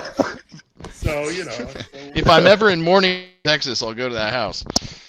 But my contention was that it seems to me that there was a whole lot being made of like the Eastern Orthodox don't want the true Orthodox to be spoken about or be on the streams world or anything. Orthodox don't want the true. They don't. Yeah. Well, allow me to finish my point, please. When in reality, in my experience anyway, if I went to my parish and asked 10 people what the true Orthodox were, I'd be willing to bet 10 out of 10 wouldn't have ever heard of you. I would be willing to take that bet also. So it doesn't prove anything. So this is just my experience, man. That's fine. And Orthodox churches, I don't know. Do you think maybe that has something to do with censoring books and like removing? Are you trying to say World Orthodox outnumber True Orthodox in America? Yeah, because none of us have denied that. No. Yeah, I don't think anybody would. I don't think anybody. So then, what exactly is your? So what's your point? No, I came on because you said that you would be able to substantiate the 10 to 15% claim, which I'm still not convinced of. And if I point out to you, are you talking worldwide or United States? We're talking worldwide. United States, I think. Oh, that's easy. You could just go to Greece. I tried saying that. And I tried saying go to and Romania. What is in the United States? Is there a difference? Yeah, we're minuscule. We're minuscule. Light in the United States are actually minuscule. Yeah. Outside of the YouTube bubble that Orthodoxy is bursting at the seams. I mean, we're just getting up to replacement population. So, if everyone is. I JC, travel. Hold on one second, JC. Do you understand the point that I'm trying to make in terms of like this issue being made of like? They don't want to talk about true Orthodoxy when in reality it reminds me of that meme where it's like I think da da da da da about you and it's like well I don't really think about you at all. But if you don't think about me at all, why would you be up here telling me? Here's the thing. Platform us. Here's the thing. I actually do travel overseas to Orthodox countries, and there is a very large contingent of true Orthodox. There's like a lot of true Orthodox, like filled cathedrals and parish churches and everything. You cut out a little bit. Are you saying in Greece? I'm saying in Greece, in Romania, in Serbia, and Bulgaria, and oh goodness, there's actually quite a contingent in starting to show up in the United Kingdom now. In Russia, in Africa, in Southeast Asia. I mean, I've been all over the world, bro. There's a lot more all overseas than there are here in the States. I'll give you that. But if you're worried about 10 or 15%, yeah, that's going to be like 20 or 30% or maybe even 40%. I'm not worried about anything, to be honest with you. I mean, the Joseph, I don't want to mispronounce your last name, but to be frank, you're the only reason that I've even heard about true Orthodoxy. It's just seeing you. Glory to God! I hope that I'm the reason that you. We suck at evangelizing here in the States. I'll give you that. I'm clearly not very good at converting you because it seems like you're still arguing. But God willing, the Holy Spirit. Well, no, like my Australian brother that spoke earlier, I'm content in my faith. To say and I will say the same thing. Use the map and talk to real Orthodox people. Listen, even if I went by your map, there's nobody anywhere near me, dude. Nobody knows where you live, buddy, and you actually gave a huge relational database of where that could be. Sure. Well, go ahead. There's a lot in the Southwest. There's a lot in the New York region, a lot in the in Florida. There's actually a good number in Florida now. But not, there's a lot of in a lot of places. Well, he seems to be concentrating in the Southwest, though.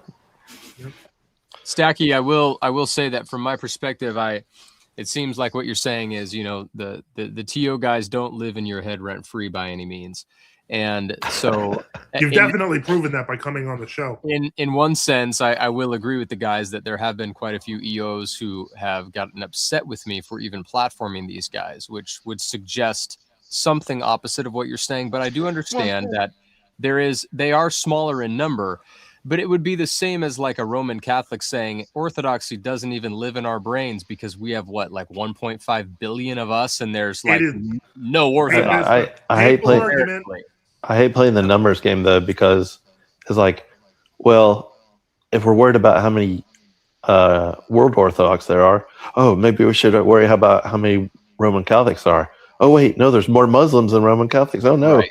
And that's what I'm saying, and I do think the discussion needs to be had regardless of how many numbers there are, especially from a Protestant point of view. The reason that I want to platform conversations like this is because Orthodoxy, unlike Protestantism, claims a one visible true church. And so when inside that claim, I as a Protestant see that there are still fractions, that piques my interest, because now I want to know, well, if they all claim to be the one true visible church, then I need to investigate these arguments. So it's much more interesting than if a bunch of Baptists and Lutherans were on here, because they're not claiming that same thing. So that's the reason this conversation is interesting, is because the claim itself makes the conversation interesting.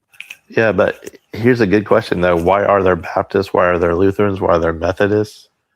I mean, if you want to get to the heart of why there's World Orthodoxy and True Orthodoxy, the answers are very different. It's in history. That's why. Right. Yeah. So anyway, Stacky, that's how I see this. Wonder if you can still hear or not. I want to bring up. He muted. Oh, he muted. Yeah. Stacky, you're muted. Come back to us, Stacky. Stacky. Can you guys hear? Yeah, I can hear you. I think my headset died, so I'm like on the actual phone now. I don't know if my audio is garbage. Welcome back. No, it sounds great, actually. He lives. You sound better. Well, anyway, I did want to say. Oh, no, you don't. Conversation. I didn't mean to be bad faith. I do have a lot of curiosity, in the sense that, like, in my day-to-day parish life, I haven't heard anything about True Orthodoxy. It's all been exposure through these circles on X or Twitter, whatever you call it. So I may shock you here, but in our regular parish life, we don't talk about you either. Fair. Sure. Well, we did one time. So I mean, I guess that's all I got. I think we decided we have better coffee than they do. I appreciate you coming up, Stacky. Thank you, man. Austrian Orthodoxy, did you have anything else to add, or were you just here to add to what Stacky was saying? You're on mute, brother. Okay, we'll move on. He fell asleep. What was Andy. Andy, you're back up, man. I'm back. Yeah, so it's just to give you a little bit of context here. It's sort of getting towards the end of the workday, so I had a bit of work to do to go away. Thinking about the earlier discussion, and just a couple of things that came to mind.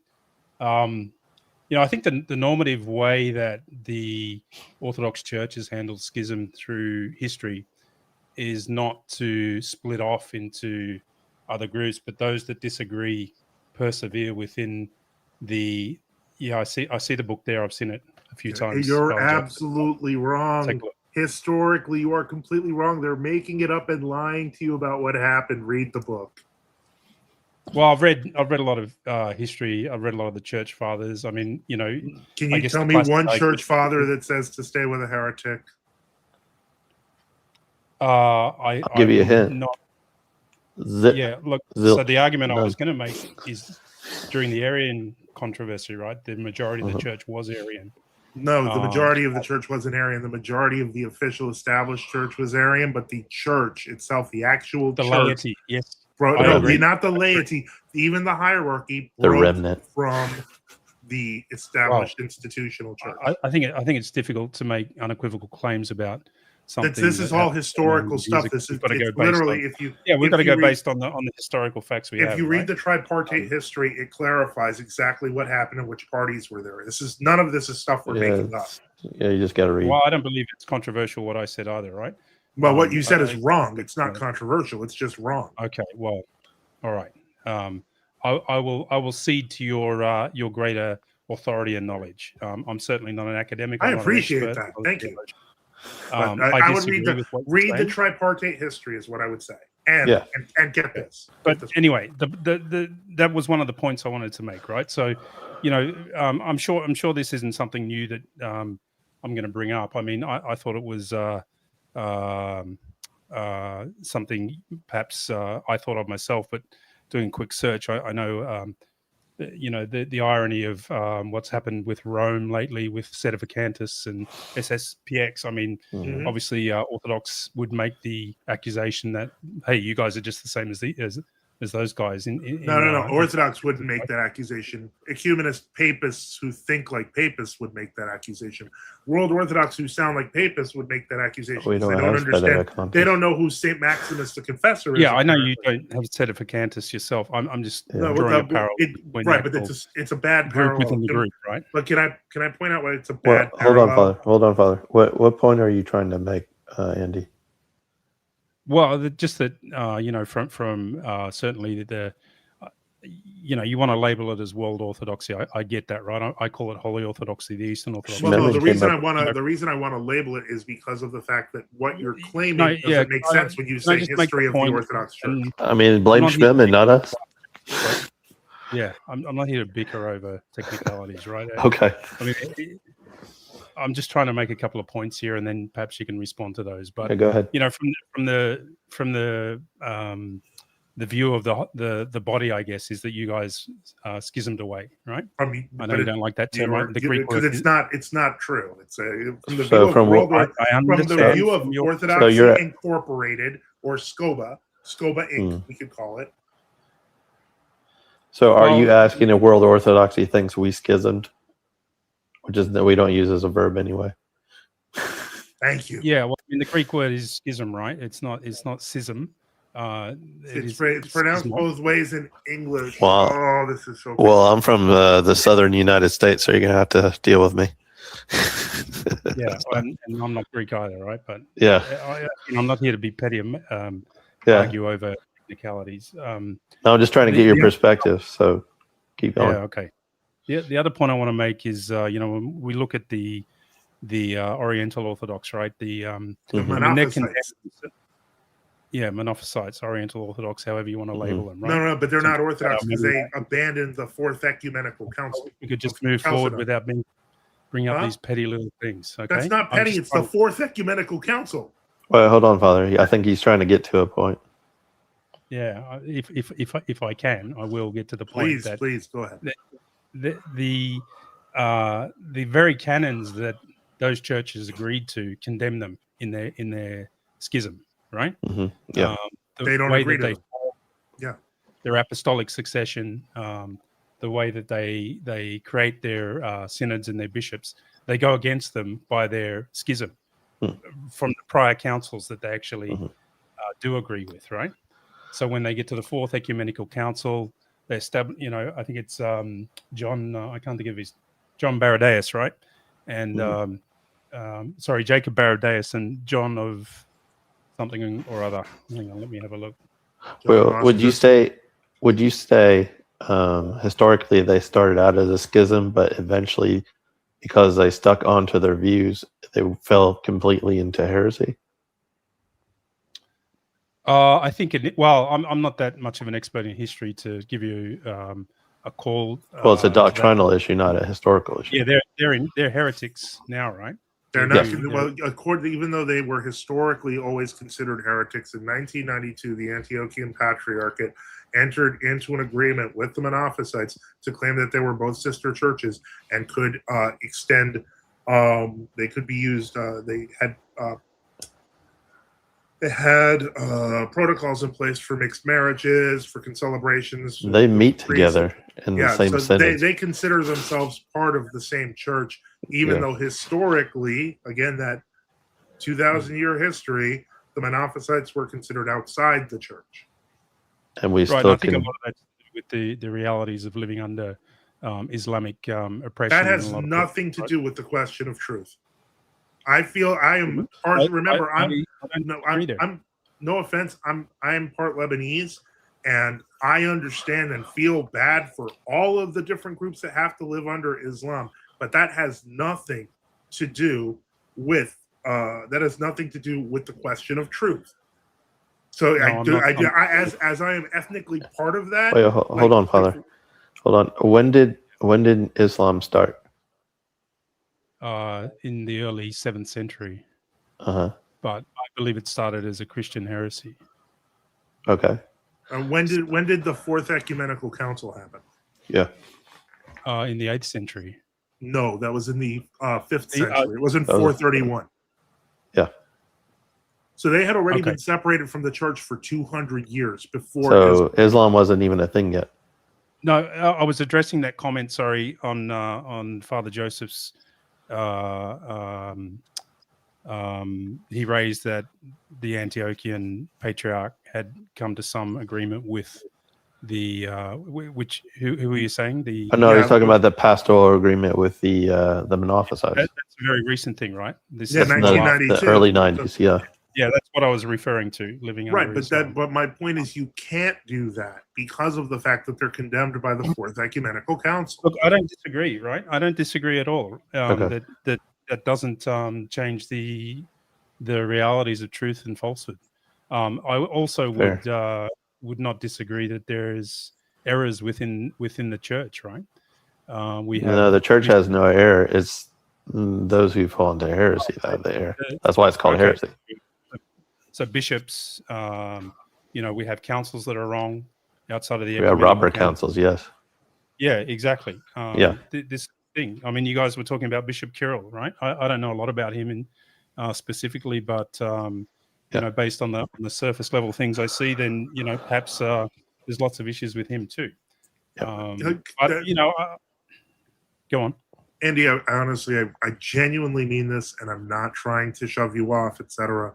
But I feel like because of the nature of how YouTube argument works, how people talk online, when I suggested to you to take a look, go to my channel, go to any video, look in the description for the maps, look for a church nearby, and talk to real people, not the internet.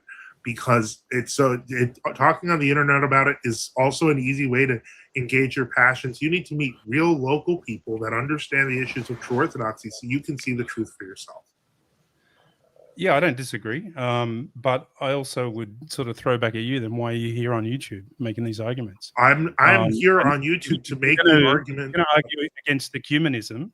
Why are you here on a Protestant channel? Okay, well, here, let me put it to you this way. If I'm on YouTube, there's the crux of the matter.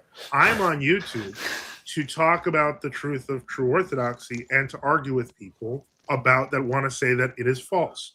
Now, you are new, you're an inquirer, you don't understand these issues, and if I'm being I might have confused you for someone else. The point is that it is clear, however, that on certain issues of history, you simply don't know what you're talking about. So instead of telling you, hey, you don't know what you're talking about, I'm telling you where you can get educated. Get this book, talk to local people, and get out of the, I don't know if you're in one of these ortho bro groups where they're all like chatting it up and pretending each other are an authority.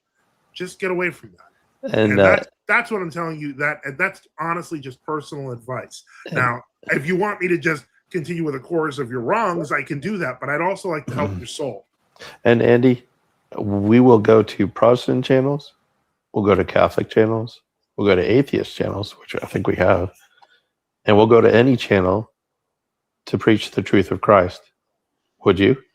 Yeah, I think that's an admirable thing to do, right? But it isn't one of the core. So why is it a criticism now? Well, based on my limited understanding of one of your positions, other people told you that we were bad. No, not other people. Are you using critical analysis to make your own decision? Well, exactly. The irony of being on a non-true Orthodox channel accusing the Orthodox of ecumenism, you know. That if our channel's been deplatformed, and if we have constantly been deplatformed by World Orthodox, I'm not going to grant you that these people are Orthodox when they oftentimes are ecumenist. Then why would you be upset? I don't think you understand what ecumenism is. I'm not upset. I'm just responding to some of the things I've heard you raise. I'm not at all upset. I think Sean Sidonius just said it best when he said Father Joseph is on YouTube with Protestants. Your bishops are praying with heretics. That's a big difference. Yep. And you should keep that in mind. I think you need to learn what ecumenism is. And I think once you learn what ecumenism is, learn what the canons say about people who pray with heretics. I'm telling you, your experience of Orthodoxy is more skewed than you realize, and I understand why.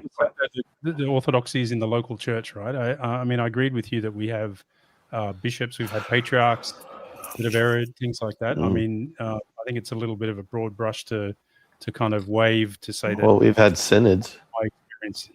Sorry? We've had synods majority of the time. Patriarchs are kind of a new thing, and the consolidation to the main primate of the synod is a very, very new thing. You know go ahead, Father. You know what an Old Testament example of ecumenism is? Solomon, courting the idols and of all the other nations, and making a mess of the end of his life. Didn't work out so well. So that's a good physical example of why you need to avoid ecumenism. You're actually, it's spiritual adultery. That's what ecumenism is. People leave their first love of God and they go after other religions, other idols, and their hearts have gone astray. That's ecumenism. Well, John, thank you for having me on here. I gotta go to bed. Yeah, I didn't even realize how late it's gotten. So we better wrap it up. I wanted to leave you guys with this last super chat. Share this with these broke boys schismatics. So with that, we will end our evening. I appreciate you all coming on. Thank you to everybody in the chat who joined. Thank you to those who dropped super chats. And I hope that at the very least, this conversation has been a good look into the difference between true Orthodoxy and world Orthodoxy. We'll see you guys next time. John, thank you for having us on. We really appreciate it. We'll see you guys later. Bye-bye. Bye.